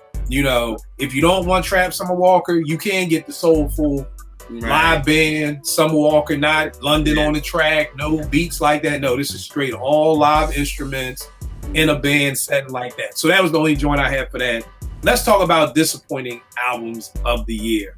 I have 2. And one was Vague's The Mind of a Saint, that I want to go back and listen to, because if certain people say shit is good, I'll go back and listen to it for a double take. I think because I love Snow, number one, let me start by saying, Sky Zoo to me doesn't pick great beats, in my opinion. You know what I mean? Usually on the Sky Zoo album, if he has 12 songs, I probably love half. Because that's why I was so hyped when Retropolitan came out, because I was like, oh, he's got Pete on the whole album. And that's the thing. I'm not in love with the beats. And I think the beats kind of threw me. And then when I'm like, okay, I'm the biggest Snowfall fan. So I'm like, I think I kind of maybe got lost with the subpar beat. So I am going to go back and listen to it again. But I think it is what Vegas said. I think it would have been doper if you brought in other MCs. And I think that's what I was waiting for. Like, it was kind of like, I get it, you're telling the story from Franklin, but it needed something else for me. But I'm gonna go back to that. And then the second thing that I was let down of, Liberation 2 by Talib and Mad. You know, because the first Liberation EP they had out was really dope. I really, really enjoyed that joint. So I felt like, okay, this is gonna be dope. I felt like this is gonna make up for that subpar, you know, Black Star album. And no, it doesn't make up. It's actually worse than the subpar Black Star album. And it's just like, yo, Madeline, what the fuck, man? Like, what you was in your bag with bandana and everything. Like, what happened? You know, and I get it. People pick whatever beats they pick. Maybe Freddie just picks better beats than Black Star. I totally get it. But yeah, I was hyped to get this. And I think this was another one of those joints, Vague, where, like you said, make it easy for your customers to get. Because I think it was just like that Black Star album. You had to like join something, or you had to do all of this. And I get it. Like, trust me, y'all, as an artist, I get it. You know, because I've had people say, well, Kel, man, I'm already in my iTunes. I don't feel like going to your Bandcamp. And I'm like, nigga, just open another fucking tab. Like, come on, nigga, just click the mouse. That's all I'm asking you. So we are dealing with the laziest generation of people ever, where it's just like opening another tab. It's like, nigga, can you pick me up from the airport? Like, those are two totally different things. Like, can I pick you up from the airport, which means I'm going to be circling for 20 minutes, to just, can I open another tab? So I get it, but we gotta find a way, like Vague said, Bandcamp. Like, I don't know what these other sites are offering that make it so I don't know if you're getting even more money than what you get, but to go through all the shit I went through to get this and then be let down by it literally took me back to almost damn near having to go to the record store, buying the tape, popping the tape in, and then not like it. Like, cause you go through all these fucking hoops and shits. I got to sign up for this. Okay, now you're gonna send me a code to my email. Now I gotta. And then I finally get the fucking album, and it's like, this is it? Like, nah. So those are two joints that disappointed me. Vague, what's something that disappointed you this year? I was just trying to look it up, because if it did, I took the shit off my phone already. I don't have it. I gotta look, and I will say what's crazy. I'm looking at the same time. Oh, I do have one. What's crazy is Skyzoo is kind of both for me, because I remember him talking about it, and I was like, yeah, he gonna put thought into that, so I can't wait. And I agree. I don't even remember the beats, to be honest, because they're so background to me paying attention to his lyrics. I was just really looking for him and what I knew about the show, like what he says and what I know about the show. And I kind of admired that more than the production. So again, it's definitely an album that I just don't see making my top 5. Right. But at least for now it is. One that I was kind of disappointed in, but somehow it tends to fight its way back into my rotation, is Conway. Won't He Do It? When I first heard it, I was like, I guess from king to a god, we just not gonna get another one of those. Right. That was a sweet spot for him, right? With the new fame, it was like, do this every time.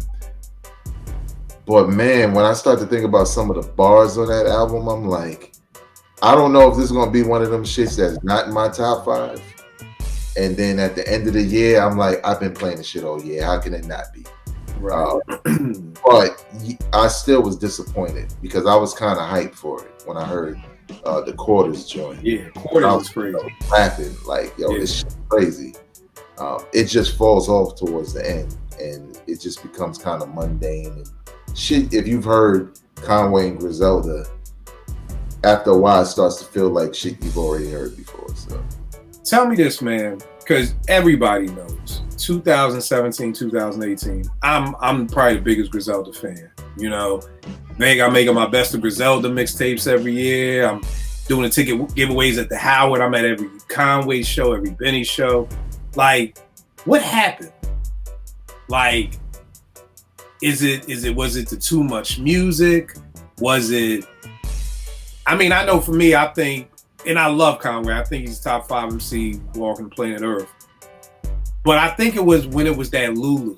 Like, because right before Lulu, I was like, if you ask me, probably the year before Lulu dropped, an Alchemist Conway album was probably one of the albums I was like, oh, you could just pencil that in for 5 mics. Like, that ain't even no. That's one of the few times in my life at that time I could be like, I don't even need to hear it. Just go ahead and get that shit 5 mics. I already know. And then I heard Lulu and I was like, yo, what the fuck? Like, what happened? So what do you think? Are they doing too many different styles? I mean, because like you said, when I heard Quarters and Brucifix and I saw the video, I'm like, yo, this shit is tight. You know, I hear Stab Out and Ransom, but like you said, as it goes on, it kind of, you know, and it's funny because I hear Kanye, which is like the church inspired, but then I hear Killer Mike doing the church inspired, and I'm like, nah, Killer, like, Conway, you need to call Killer Mike. You need to call No ID because they did it the right way. You know, like. So what do you think? What do you think it is? Like, what you get with Conway? What do you tell Conway to do? I think, I don't know. I think I don't know if there's something he can do, to be honest, because I don't think he's as versatile as he'll need to be because of the amount of work he's already given us. Right, he's kind of given us somebody's career back in the days. Right, he's already given us enough. He's given us what, maybe 12 albums. Like, right, and I was talking about this. I'm like, if you got People's Instinctives, Low End, and Midnight all in a 15-month radius, do we still hold them in the same place? And I feel like that's what Conway will do. He will give you 3 albums. And it's like, no, I was in fucking 11th grade. I was in 10th grade with People's Instinctives. I was in 12th grade with Low End. I was in college with Midnight. Like, it's like you said, he already given us, like you said, a career, you know? Right. It's like he accelerated what we're used to from somebody like a Nas, right? Like what Nas is doing with Hit Boy is unheard of because you just never seen anybody have that kind of a career. Fall off a couple of times and then come back, especially now with like 4 joints that you could just say, yo, all of these shits are good. It feels premature for Conway because in a lot of ways you feel like it's too early to like fall off the bandwagon with him. But he did put out all this shit already. And I don't know if he could duplicate that. I think also like with them, it is too many. They trying too many things, production wise. Right. Because I think there's some people who, once they stepped out of the Derringer sound, there's some people who, like Benny and Hit Boy, keep that shit going, right? Because it works.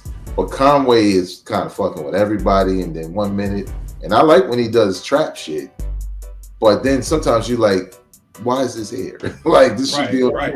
Like, I feel like he would. This is the perfect example of what my gospel thing is. Conway, if you want to do a trap album, do a trap album. Just do the whole fucking album. Right. You know? And then when you want to do a Derringer album, do a whole Derringer album. But like you said, it just doesn't fit here. Like, I much rather, I'm going to fuck with you regardless. If you give me the heads up, nigga, I'm doing a trap album, well, you know, Backpackers, I'm going to get back with y'all. Like, okay, cool, we'll wait. We good.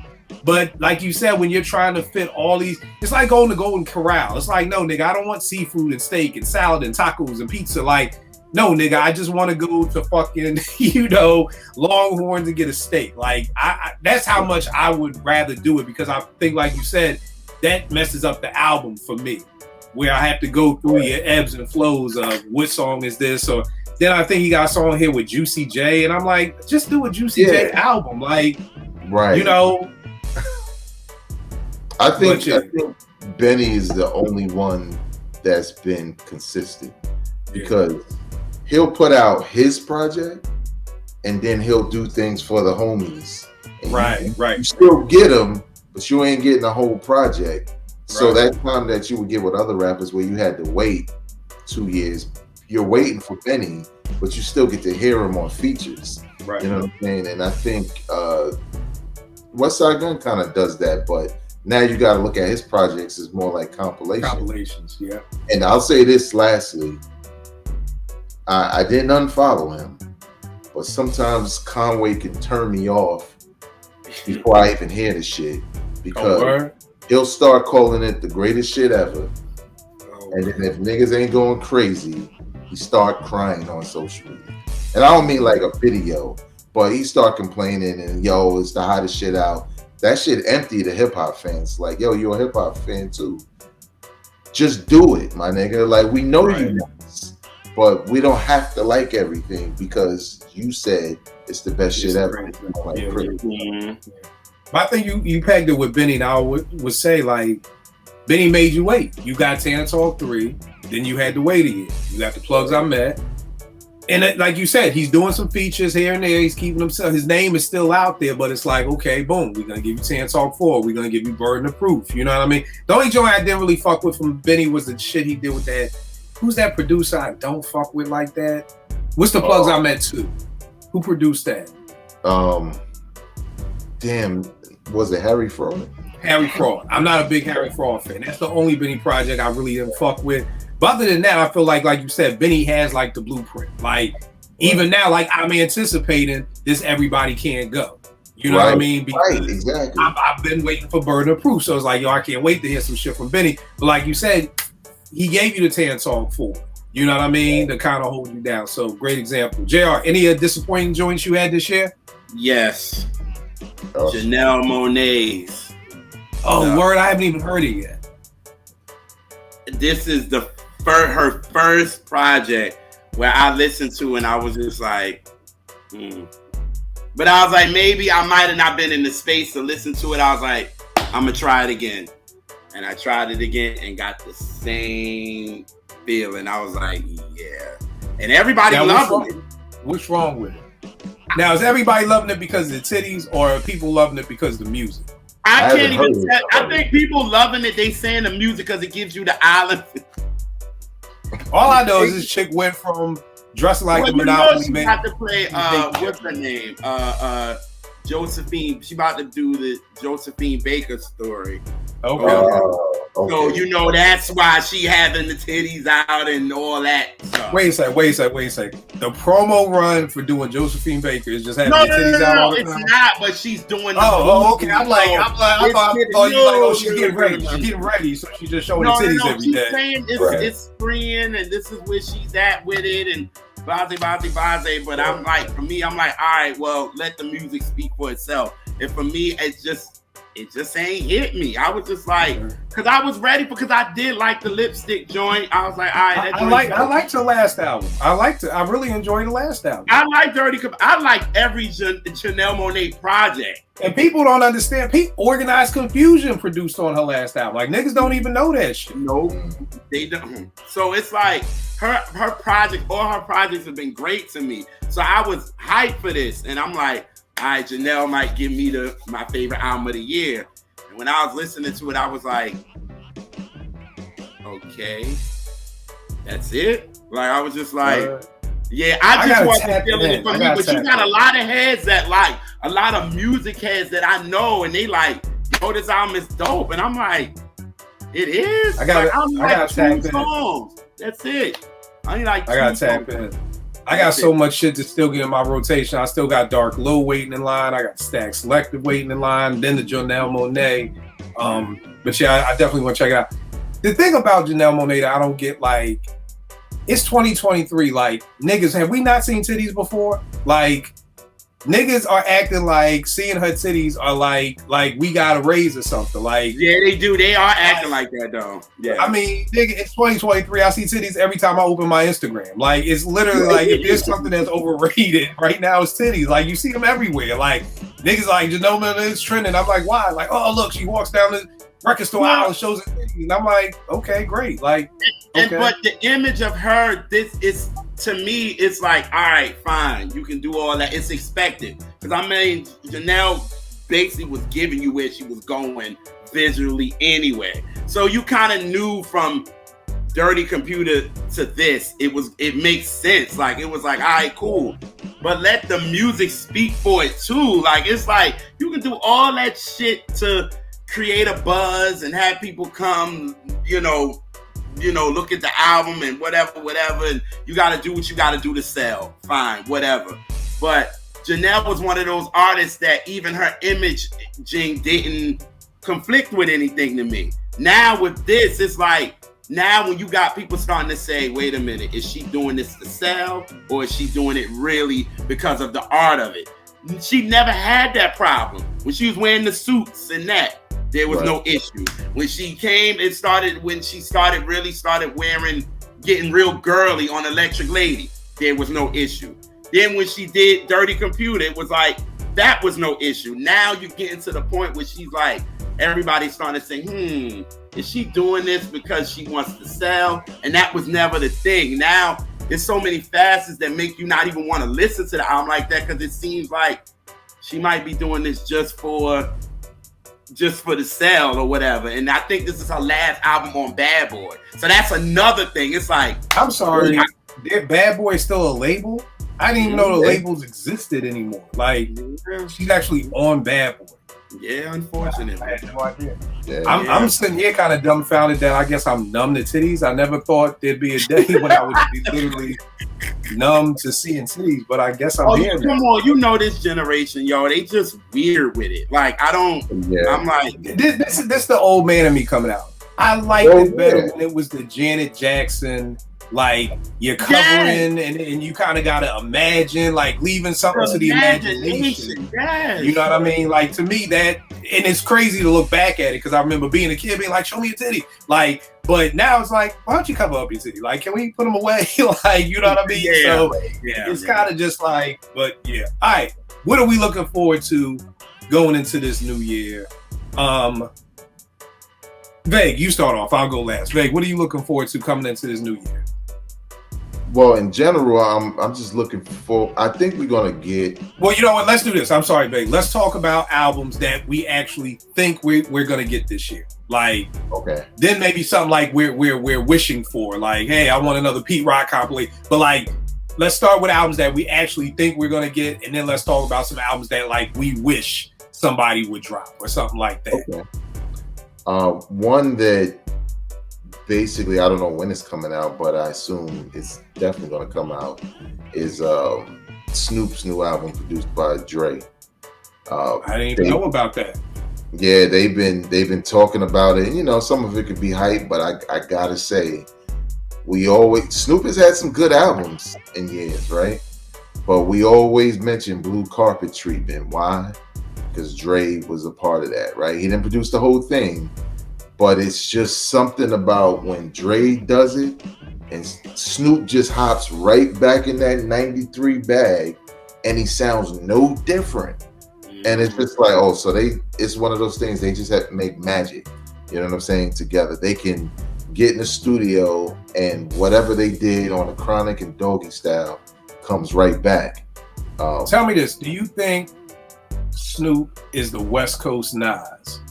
And what I mean by that is, like, no matter how many dips he takes, people are still there to hear what's next. Like, anytime Snoop drops, I feel like people are still intrigued. Like, and I only really get that from, like, no matter how many times we thought Nas fell off, if you heard Nas was coming back out, you were intrigued. Even if people didn't like Nasir, no problem, whatever. Oh, Nas coming back out. Oh, Lost Tapes 2. Like, no matter what happens, people are always intrigued about Nas. And I feel that way about Snoop. And he's done every genre. We've got gospel Snoop. We've got reggae Snoop. We've got everything Snoop. But he still keeps people intrigued. I don't think so, because I think with Nas, it always feels like the anticipation is everybody. With Snoop, I feel like it's a select few that still check. Right. And even us who are like that are surprised when it's like, nah, this one is all right. And we got to like try to tell people, like nudge them. Right. But Nas, you don't really have to nudge. Everybody's waiting. When Nas has a great album, people come to me and be like, yo, should I listen to this shit? Because of nostalgia. You know what I'm saying? So I think Nas just has the greater impact. But Dre and Snoop have been kind of talking it up. And I don't know, every time they get together, man, you hear that Dre production and you hear Snoop's voice, instantly that shit come right back. And it's always good, right? It's always good. So that's one. The other one, and I don't know, and I like the first single, but LL and Q-Tip. Yeah, that was one for me too. Yeah. I was skeptical, even though LL's the GOAT to me.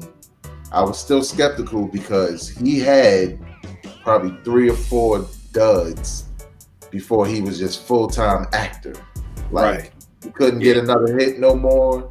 It just wasn't working. Even though his last album, which was really garbage, the one song that gave you that LL vibe, it was a song he had with Joe, and it never made the album. And it was classic LL, you know, like for the ladies, but it was dope. It never made the album. And so I was skeptical about the Q-Tip production and him. And then when I heard the first single, I was like, yeah, that's, if anything, that's it. That's what it should be. It's not too extra. It's not the old man trying to say young shit like lit and all of that and sounding weird. It's also not Q-Tip trying to retrofit a Tribe sound or a sound that he does with LL and it's not working. So I mean, we'll see, but I can't say those are the biggest. I just don't know what else is on the horizon, to be honest. So. All right, no doubt. JR, what about you? What you waiting for? The only one that I'm really waiting for, I'm actually waiting for Usher's project, to be honest. I want, but I'm not with the Confessions 3 bullshit. Like, no. Don't call it that. I don't want the Confessions. No. But we all, it's the industry standard. You've been away for a while, you done thrown up some bricks. You gotta hit them with the Muddy Waters too. You gotta hit them with the Supreme Cloud. You gotta hit them with whatever is your dopest album. You gotta hit them with a part 2. It's like marketing 101. Oh God, I don't want that. It's like, yo, you good? Like you got the residency out. With like, take us there. Take us where you at right now. But like, you can get back with your man, get back with Jimmy Jam and Terry Lewis, and just get that and give me a great body of work. I'm kind of waiting for Usher because he's killing it with this Vegas residency. So I'm like, you got everybody talking, everybody's loving the show, like, so you can have a nice little rollout. You know what I mean? So I think his is really kind of the only one I'm anticipating for, to be honest. Here's the thing: is he still? Do you know if he's still on the face? Is he still on a label?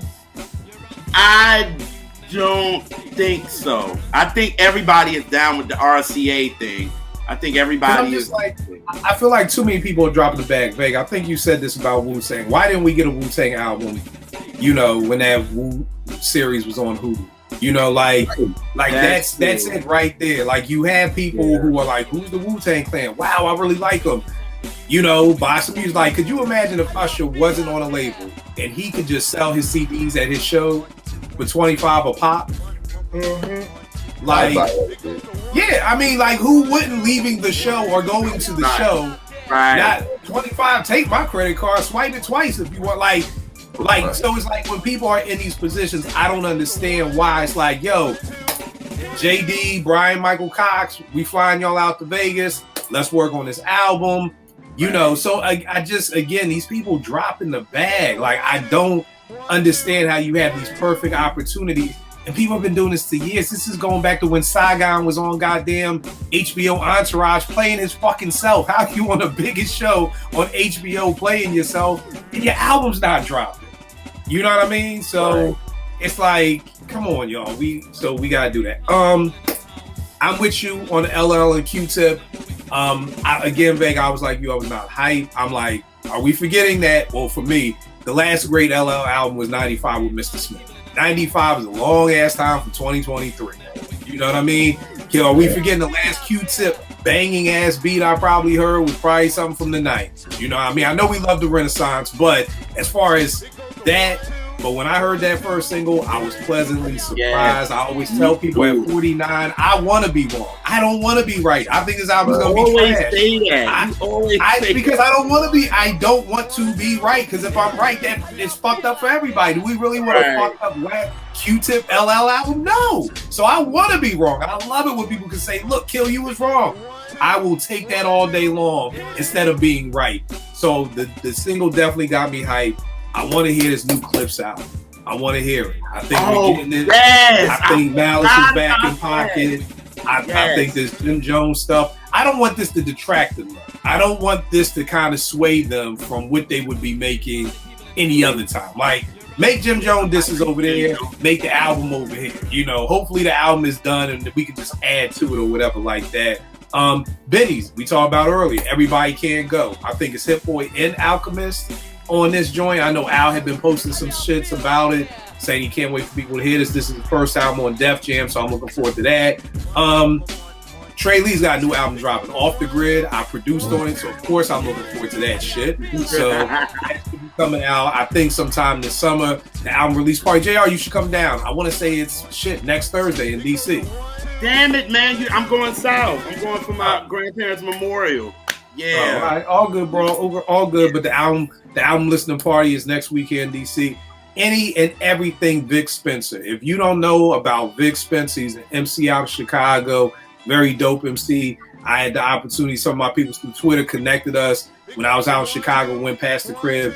This man has so much music. If you just think of a rapper, he has a feature by it. Like, if you just think of a rapper, anybody, Conway, Benny, Cool G Rap, Ransom, Stove God, you just keep throwing that Blue, like anybody who you could name. We're just literally sitting here like, God damn, nigga, drop some album. He just dropped the album with my man Jamal Gasol out of Niagara Falls. So Vic Spencer's a very dope MC. So those are the albums that I know that are coming out. I saw that this is supposed to be coming. It's called Drug Dealer. And it's Boldy James and Jay Dilla. Now, y'all know the Dilla fan of me is like, okay, I'll at least listen for that. But I'm like, Drug Dealer, like, we gotta make Dilla's name with the Drug Dealer, but neither here nor there. So that's coming out. I'm not saying I'm anticipating that. I'm just giving some things that are coming out. Hit Boy and Anderson .Paak supposedly have an album coming out. What? Nah, that right there is. Nah, if that shit is fire, it's like Hit Boy could not be touched. Like, for real. Like, right. So again, and I'm even more hyped after you talking about the music album. So I'm like, this could just put him. Here's the problem. I don't hear Hit Boy's name enough though, and that's a problem. You don't. Like, I don't know how you can do 3 back, 4 back. Not you. I'm not mad at anybody. That's why. I'm not mad at anybody who tells me all the King diseases and the what was the other one called? My brain. Magic.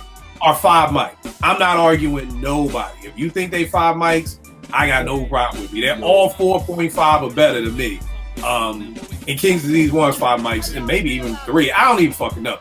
But he's done all of this and done mute. I just don't feel like his name is even being brought up enough. I don't hear producer of the year. I don't hear anything. And it's just like, what else does this nigga have to do?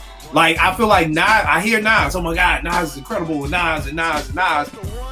Dog, what about Hit Boy? You gotta give love up for this dude too. Like, you can't, I always tell people, you can't believe in God but not believe in the devil. You can't say grace and then when I say, Satan, you can't look at me like I'm the crazy nigga. Like, if you believe in God, you gotta believe in the devil. So you can't salute Nas, man. You see what Nas doing? Hit Boy is a big reason for what Nas is doing.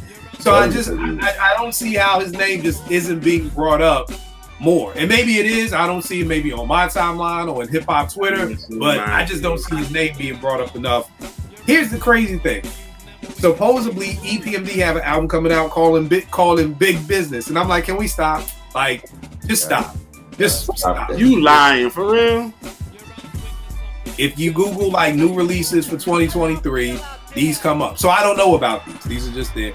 And supposedly Ghost Supreme Clientele 2 is coming out.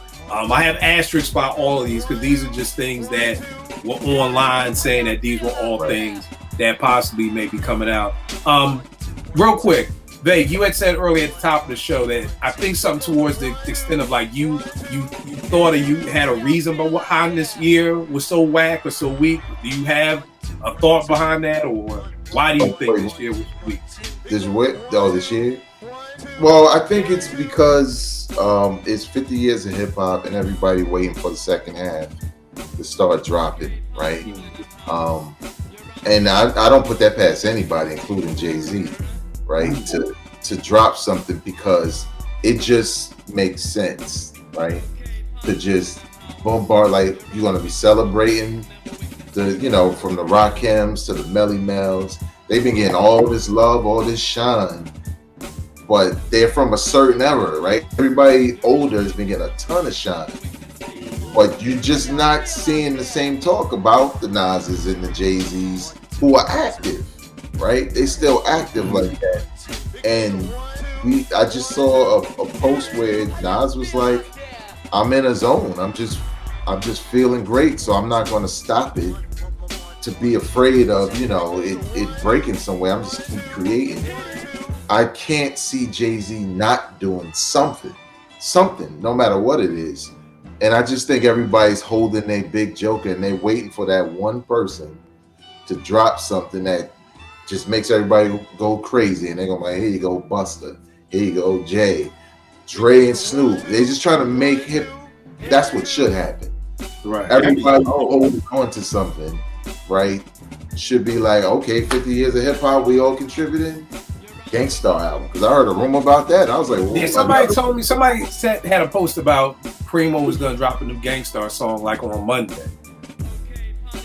Yeah, I heard that too, but this past Monday, but I never heard nothing. So yeah, but yeah, I feel like that's what I'm curious to see what's gonna happen, because I really think just a ton of people probably either on the birthday or right after are just gonna start dropping these bombs, and doesn't mean they're all gonna be good. Right. But LL and Q-Tip kind of saying this shit coming out this year, it was like, yeah, they're looking at 50 years of hip hop as put it out, because everybody getting the bag. I saw Rakim say, yo, overseas, I can't come over there because everybody want me over here. I'm getting a lot of business. 50 years, so I could see that happening. One thing that I heard, not that I heard for this year, but I'm curious. Raekwon during the pandemic said there was going to be another Cuban Links. He said we working on it, right? And this was like 2020 when he said that, and I don't doubt him. I just wonder if it's ready, because I don't know. I don't think that Supreme Clientele shit gonna happen, because they switched from one. I think they switched to Kanye taking over, but I mean, this nigga wearing shoulder pads and fucking leggings. I'm like, hey, yo, Goose, you sure this nigga working on your album? It look like he going to Halloween party instead, nigga. You know what I'm saying? So, like, I'll be happy if it happens, but I don't know. So, yo, I'm just still sitting here. The marketing in me is just sitting here like, yo, these niggas dropped some fucking bag. Yo, this last season, I would have been dropping a new album every other episode. Like, yo, the Ghost episode, here's Supreme Clientele too. Take a week off. We're gonna give you 2 weeks to live with that. Yo, here's Dex episode. We dropping Dex. I'm like, this could have been put together and structured so incredibly, to just roll out in such a way, because after you're leaving the Wu-Tang song, Saga joint, you're like, everybody feeling sorry for Deck. Like, yo, that's fucked up how he did that. Could you imagine if the Deck album dropped? That'd have been nuts. Like, now you're pulling on people's heartstrings, like, yo, why y'all do Deck like that and sign Capadonna? Like, but here's new Deck album. If you want to show love, like, you can buy the new Deck album. Like, yo, here's the new like, it's the marketing mind of me is like, yo, y'all dropped a fucking horrendous bag. Or they just listen to you talk on this whole, 12 months of hip hop. Yo, if I was Jay, I would have got a lot of the big wigs together, East Coast, where everybody, yo, let's drop an album every month.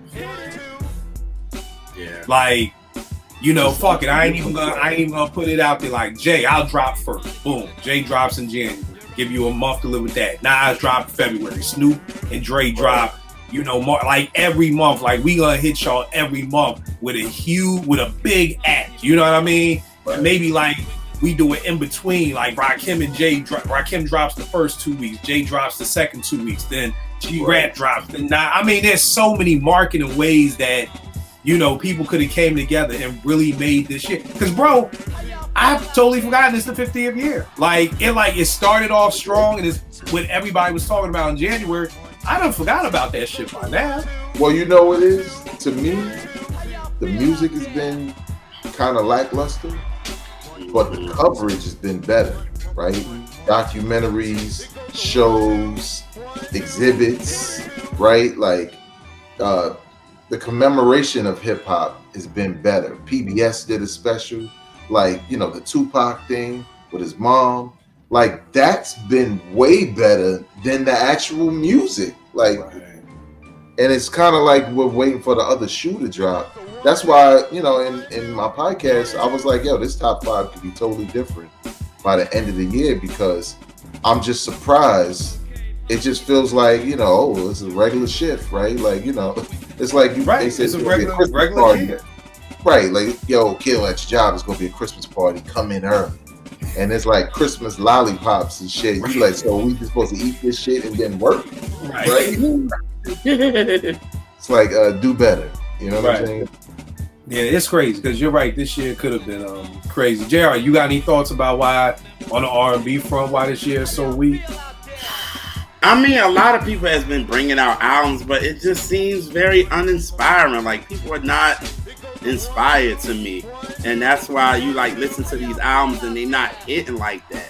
So I just want like maybe a big artist. That's why I thought Janelle was gonna be the one to do it. You know what I mean? Like, okay, get everybody interested, get everybody inspired, and it's just she didn't do that for me. So I really don't know. I really don't know. It's funny that you use the word inspired, because I remember when Dilla passed, or any Dilla documentary you watch, all the people in his circle was like Dilla inspired us. Like, it was like, what's he gonna come with next? He kind of, you know, what's gonna happen next? And it's funny because the Killer Mike album like inspired me to get back and start making more beats. Like, you know what I mean? Like, I heard what's that joint? Shed Tears, and I was like, oh man, I love these drums. I gotta go, let me get back on the machine or something like that. So, and no other album that's dropped this year made me feel that. There wasn't anything production wise, as far as for me being a producer. I didn't hear any loops on Ransom that made me say, ooh, let me go turn on the machine. Or I didn't hear any beats on the Black Thought project that said, oh, let me. This Killer Mike album really was like, yo, like, it was produced so well. Like, it's a produced album. You know what I mean? And that is kind of what like was like, yo, let me get up in here and start cooking some stuff up. So I think that may be a big thing too. I'm always intrigued, vague. I don't know how you write. Like, what inspires you to write? Can other artists inspire you? Like, you as an artist, like, what inspires you? Absolutely. It's other artists, it's music. Probably less today. And that's like no knock on the music. It's just where I am in my life. Right. But when I was writing heavy and in ciphers and shit, other artists would inspire me. Other music, the music that was made would inspire me. Like, originally it was, I would hear a track and I would like think like, well, if I was asked to be featured on that song, what would I say? And then I would write based off of that. And it was, you know, it's kind of like, also I'm coming from an underdog standpoint, right? Because nobody knows me. So what am I gonna say? So they not like, oh, it's Nas and that other nigga, or it's Nas and Will's cousin, right? Like, not like Charlie Murphy and shit, like Eddie's brother, right? And I didn't want, you know, that kind of drove me when I wrote. And, you know, and just like you, right? Originally when I started rhyming, the way Nasir rhymed or rap was more like my persona, right? Real chill and cool and quiet. And I emulated that in the beginning, and maybe not word for word, but my cadence was similar to his, even at Morgan.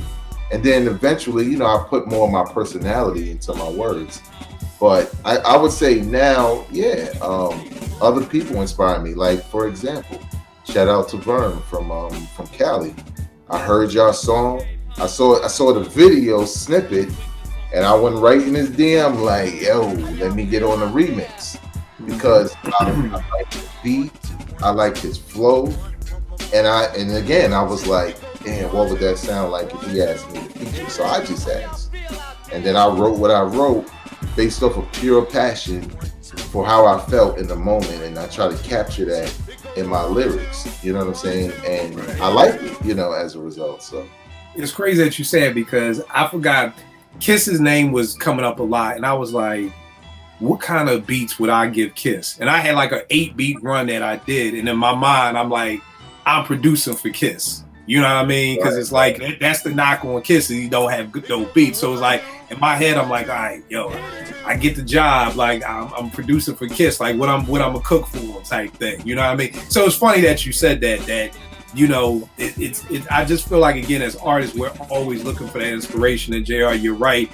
Maybe it's just nothing out here that's really inspiring anybody. It's nobody who's really pushing the envelope so much for you to kind of get up off your ass and say, oh shit, I gotta pay attention. You know what I mean? Like it's like almost like Floyd Mayweather in his heyday. Yo, I'm the nice nigga out here. You know, you need another young boy to be like, oh shit, this nigga maybe trying to come for the chip right now. Let me get back on top of things. But when everything is just lazy and blah, and then I think it's like music only lasts that long. Like that's the other thing. So I get it when 3000 is kind of like, yo, I'm gonna bust my ass in the studio for 2 years to make an album. Y'all gonna talk about it for 3 weeks before it comes out. I'm gonna drop it, and in 96 hours it's gone. Like, what you gonna say, Beck? Well, I was gonna say just another point to why this year feels so slow, especially for me as a music fan on the hip hop side. I'm not even knocking these artists because they have songs that I like. One in particular, I've been on record to say how much I just don't like him. But I done went to Apple Music like this past weekend, and I had like the what do they call it? Like essentials. Yeah. Essentials, like, you know, and the artists. Future, Pop Smoke, and Lil Baby. And when I tell you, Kill, it felt like I wasn't supposed to be listening to it, but I was into all that shit. I was like, yo, I be talking mad shit, but I'm here like, and I never listened to Lil Baby's lyrics because I hated his voice. Right. So I was like, this thing ain't saying shit. And he's kind of like fake Future, so why would I listen to him? But then when I was listening, I was like, I can see how kids like him, you know? Bro, I did the same. I did the same with Migos. I saw Migos Tiny Desk, and I was like, shit ain't that bad. Like, you know what I mean? Like, yo, I'm not mad at this shit. Like, you know, right. I'm like 3 songs in. I'm like, wait a second, I'm still watching, because it came on by mistake. Like, a Tiny Desk went off, and I just left it playing. And the Migos came on. I'm like, oh shit, it's over. Like, oh shit, I just watched a whole Migos Tiny Desk. Yeah. So hopefully we will, Vegas. I pray you are right. I pray that, you know, coming up for the second half of the year, people are dropping, people are making great music and doing great things. Real quick, let's talk about the Jim Jones Pusha T. Veg, what are your thoughts? My thoughts is I read Pusha T's lyrics on my podcast. I heard them already, but when I read them, I was like, what he said, I close your heaven for the hell of it. I was like, yo, don't respond to this man. Please. He's on a level that you gonna comprehend later in life, where you're gonna say, damn, he really cooked me. Like, god damn, like this nigga's church on me, like, because it was like a point of, like, you know how when you see a father or a brother playing with his little brother and they like this high, and he just got the ball up here, and you like, shorty never gonna touch that ball because it's so high. That's what it felt like.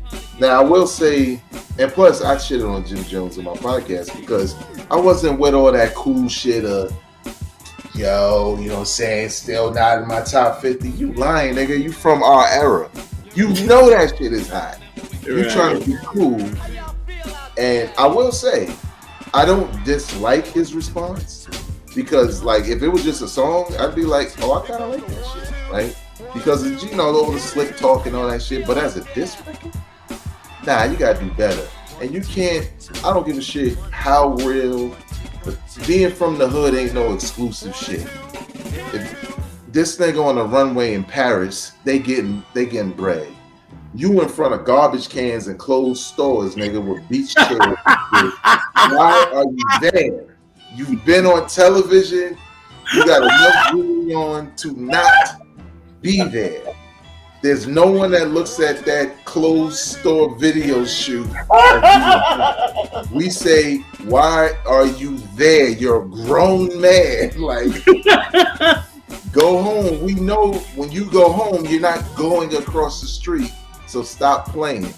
You coming where I am, nigga. Because honestly, on the low, where I live, his baby mama lived here. And that's why we moved here, because it's nice, right? It's like, oh, you can raise your children here. So stop. Jimmy, like, chill. But I wasn't mad at his response. But I feel like this is what I think should happen. I don't feel like Pusha T should say anything else. Those couple of bars was enough. I think Malice or no Malice should say something, because quiet as kept, he was my favorite out of the clips. I thought he was like the other two. Yeah. And even that joint that he was on with Cameron on it, where Cameron kind of wasted it a little bit with the, whatever the hell he was doing on that. But Malice's bars on there, oh my God. On the Popeyes joint? The Popeyes joint. Like that Braun I hit that long time ago. Like, he killed that shit, right? Let the church dude cook him, right? On my way to church, let him flip all of Jimmy's church references. Want to be one of the greatest things in hip hop, a comeback. Nah, to me that's what should happen. But who knows? The craziest thing to me about this week with this Jim Jones shit, I didn't know so many people loved Jim Jones.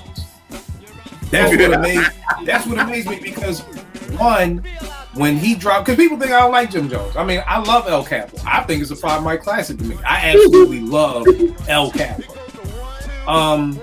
But when I said that, niggas was like, yo, Jim Jones, like, that nigga whacking. Like, it was just all this negative shit, like, like, yo, you bugging, kill. I'm like, yo, shit hot. So it's just, I'm like, wait a second, 2 years ago I said El Capo's 5 mics and y'all killed me. Now, like, everybody loves Jim Jones. And where the fuck was y'all after the verses? Because I didn't hear mumbling peep out of nobody. Neither did after that. I didn't hear mumbling peep, Jadakiss, these niggas lip syncing. I ain't hear none of you fucking Capo people saying shit. The only thing that I think, I'm with you, I don't think Pusha needs to respond. The problem is that I think the people who are interested in this battle, Pusha's lyrics are too, I hate doing this. I hate doing this because I hate when people do this, but I think that this is one time it's true. You know how people be like, oh, you don't like J. Cole? Oh, yeah, his lyrics are too above your head. You can't comprehend what he's saying. Like, no, nigga, I just don't like J. Cole. I hate that. But I think Pusha's lyrics are just a little too above some of the people who are online. Like the whole spirit of repossession, I don't think they understand that goes back to Jim Jones getting his house repossessed. Like, I don't think people are connecting that with a Pusha. You've got to do long division, and we're dealing with one of the dumbest, and I fucking mean this from let me look in the camera. I mean this from my heart, the dumbest fucking generations we've ever had. These niggas can code and build a website and can do AI with their eyes closed, but can't fucking know what 2 + 2 is. Okay, we are dealing with the dumbest fucking generation of people ever. So I don't even think they can put all these disses together. Like Veg, us being hip hop heads and wanting to listen to the lyrics, I don't think they can do that too. I'm not a fan of this whole jacking for beats. I'm old. Like, get your own fucking beat. Like, the only thing that made that Jones video tolerable to me was the beat, because the beat is dope. Like, nigga, you can't take my beat. Like, how would fucking BD have been doing South Bronx over the bridge? You can't do that. You gotta go get your own fucking beat. Like, you can't. MC Light couldn't done 10% diss over I Got an Attitude. You gotta go get your own beat. Like, the reason that shit bangs to me is because it's the beat. I'm not listening to shit Jim said. Jim, really, to me, it's a Jim Jones song. Like, Vague, you said it. Right. It's not a diss song. It's literally just a Jim Jones song. Right. Him talking Jim Jones shit, and every now and then there's something about Pusha or Malice. And like, you didn't, it's not no diss record, nigga. What did you say about me? What? So that's the other thing. I'm with you, Vague. You're outside of Bodega. Stop. The thing that was killing me online was people were saying Jim Jones is so much more successful than Pusha T. And I'm like, okay. So Pusha's at Coachella. Pusha's been Grammy. He just had his album Grammy nominated last year. and Jim Jones has never even had a BET nomination. What the fuck are we doing, y'all? Where's the success coming into play? Somebody on Twitter told me, yo, who even cares about the verses? This is what I mean, Vic. This is the generation we're dealing with. He said, who even cares about the verses? Who wants to dress like Pusha T? And then posted a picture of him in a skirt. See, y'all are worried about image and, oh, Jim Jones is an icon. Jim Jones is a legend. He's a fashion legend. When did Jim Jones become fucking Ralph Lauren? What are you talking about? He's a fashion icon. Like, what are y'all? So again, when somebody, yes, people have told me Jim Jones is a flat out hip hop legend. And I'm like, here's the thing. I always digress to my New York people. Jim Jones may be a Harlem legend. I'd have to ask Vegas or somebody from Brooklyn or Queens or the Bronx if he's even a New York legend. But please don't tell me Jim Jones, a 2.5 mic on his best day, is a hip hop legend. No. But they're like, oh, he's a fashion icon, he's a mogul, I'm like, come on, stop. Mogul, stop. Like, what is he moguling? Like, Jay-Z is that word means. Okay, like, what are we even doing here? And then the other thing is, here's the crazy part with Push. There's so much shit on Jim Jones that he could talk about. It's stupid. So much. It's literally stupid. Like, Veg, how did you take that lyric? Did you take the lyric as to say that Malice was on drugs, like he was doing crack? Like, I took it as like he looks like he's doing crack, not that he's a crackhead. How did you take that? I took it as empty bars from a nigga rap.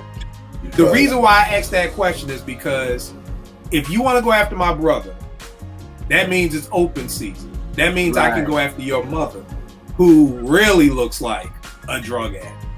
So it's like, that's here we go. This is easy. You getting proposed to by your girl and you crying, nigga, I'm calling you Mr. Lampkin. Was this nigga crying over Cameron? You was like, crying off on Flex. You were crying. Yeah, on Cam, yeah. Like, bro, Cam even had the video talking about, yo, what do you call him? Something Tricky Ricky or something? Because he was like, yo, mad niggas was locked up and you out here tricking on Chrissy. You know what I mean? Our niggas is locked up and you ain't sending them no money. You ain't putting no money on their books because you out here tricking on this chick. And Cam came back to apologize, said, hey, yo, I made t-shirts and I didn't know they was going to get together and stay married, but your own man was going after you. Now, of course, I know Cam now saying I don't go against the home team. It's just too much. Like with Pusha, the only dish you could really be like is, nigga, you ain't sell as much drugs as you was. You wasn't Avon, you was both. Okay, we've heard that. At this point in time, there's just too much for Jim Jones. But I'm with you, Vag. That wasn't a diss song. That was a Jim Jones song, and you threw a couple of, every now and then you said something about Pusha and Malice. Other than that, it was your jewelry, you shooting. This nigga talking about who's gonna spin the block for you. Nigga, who's gonna spin the block for you? Nigga, I remember you getting chased out of Rucker Park, nigga. How the fuck you getting chased out of Rucker Park in Harlem in your hood, my nigga? By Brooklyn niggas, by the way. That part, So there's way too much. Nigga, I wouldn't even do this. You know what I would do? I would just make a highlight video of all of Jim Jones' L's. I wouldn't even rhyme over it. I'd be like, for real, that would be dope, Kill. That's right. Dope. I was, bro, for real, just make a bang. I want a beat. Give me a hard ass beat, and we are just gonna put all the clips of all your L's. We ain't even gonna rhyme a word, my nigga. We are just gonna post that, and there you go, and just walk away and just mic drop. I would call that song mic drop. Will somebody fucking hire me to do their PR work for them, please? Kill, they don't have. The internet is already taking care of that. I've seen pictures of Jim Jones I didn't know exist.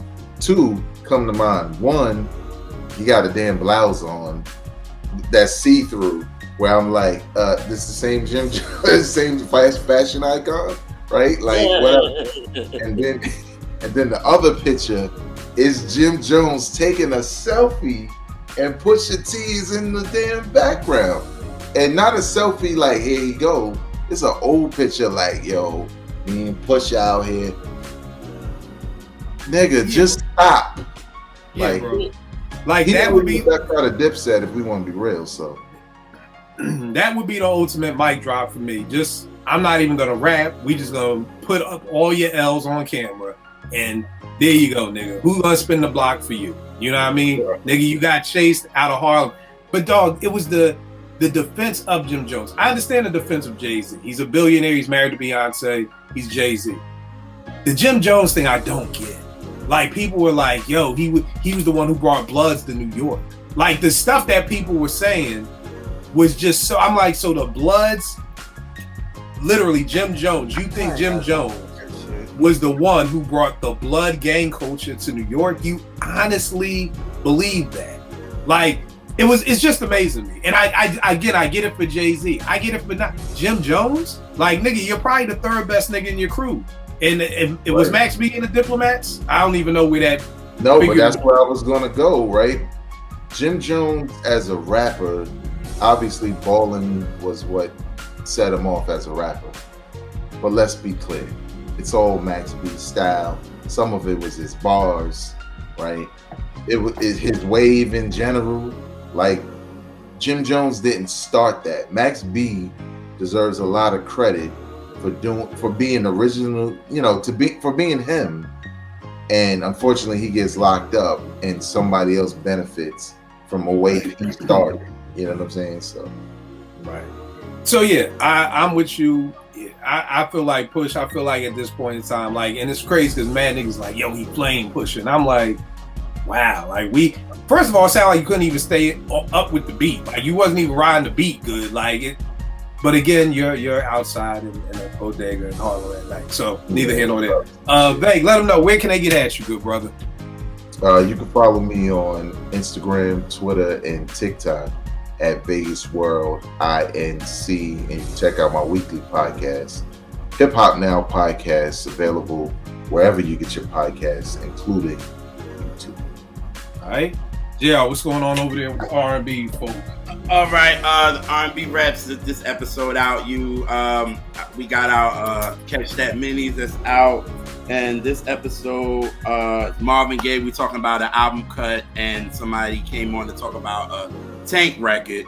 So it's a definitely dope, informative record. Episode. Current R&B Bangers is coming back. My episodes that I recorded thanks to Kill. I did like 3 videos. Yes, it's coming. Yes, Current R&B Bangers is coming back. Yes. It was 3 videos that Kill kind of gave me the idea for to record. So those going to be coming out soon. So check that out. Junior's World of Soul, Twitter, Instagram, R&B Reps on Twitter, Instagram, all that good stuff. You already know this with me. Kill 889 Twitter, IG. And I really don't be starting shit, y'all. Honest to God, I don't. People ask me questions, I answer them, and that starts shit. Everybody who knows me will tell you, this is never for cap. Whatever comes out of my mouth, I truly and honestly, wholeheartedly believe it is not for cap. Here's my challenge for people this week. Stop retweeting dumb shit. Stop. Stop. I get it. I understand. I get it. When you see something that looks dumb, you just want to say, JR, Vegas, look at this, and then you retweet it. Let's stop retweeting Billboard, y'all. Number one, let's stop expecting Billboard to care about our culture. They have never cared about it. They've never nurtured it. They've only wanted to use it when it could sell magazines. So that's number one. So let's not be shocked when Billboard doesn't have EPMD in the top 50 groups ever. Let's not be shocked. You know what I mean? Number two, let's stop retweeting it. And again, I know it's a challenge because it's hard. When you see dumb stuff, you want to retweet it. But stop. You know, because here's the thing. If Billboard would have got the list right, are you going to retweet it? Probably not.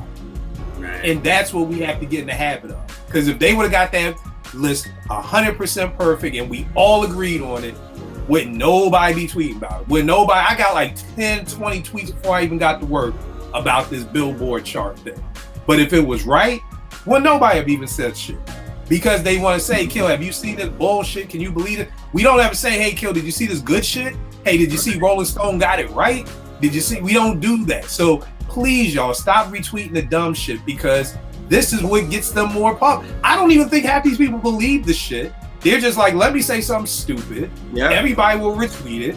People will go to the link. We'll get the clicks. And so you're actually giving them what they want. You're helping them. But if you stop, maybe that will force them to finally try to do a good fucking list. What you gonna say, babe?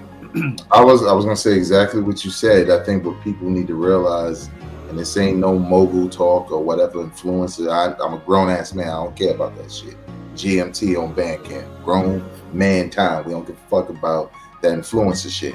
But I deal in the world of analytics and audience behavior and metrics, and this is the shit you look at, right? Your list could be honestly the list that the group of people did at your job. But if it's controversial on social media and you see the metrics go up, we should start doing more lists, right? Fuck what people feel about it. We want the engagement, right? And the engagement, the impressions, the shares, the likes, all of those metrics, the conversation around it, trending, all that shit go right to advertisers. Yo, when we put something out, this is the reaction, not the opinion. Right. This is the engagement. So if you don't like it, don't spread it. You know what I'm saying? Like, just don't. Or spread it in a way, take a screenshot. They don't get the metric when you do that. You can show it to your homie. Look at this bum ass list. You leave them out of it. But at the end of the day, yeah, there's some work behind those lists also. Yeah, I never forget, it was like some cat, I think he had like Joe Buttons as a top 50 MC ever, like a top 5 MC ever. And like, it went everywhere. I think they were talking about on Hot 97. I mean, this cat only had like 3,000 followers. Like, this dude wasn't even like no influencer, but because he put Joe Budden somewhere, and maybe he felt that way. But it's just, again, if you don't, if it's whack, just don't retweet it, y'all. You know what I mean?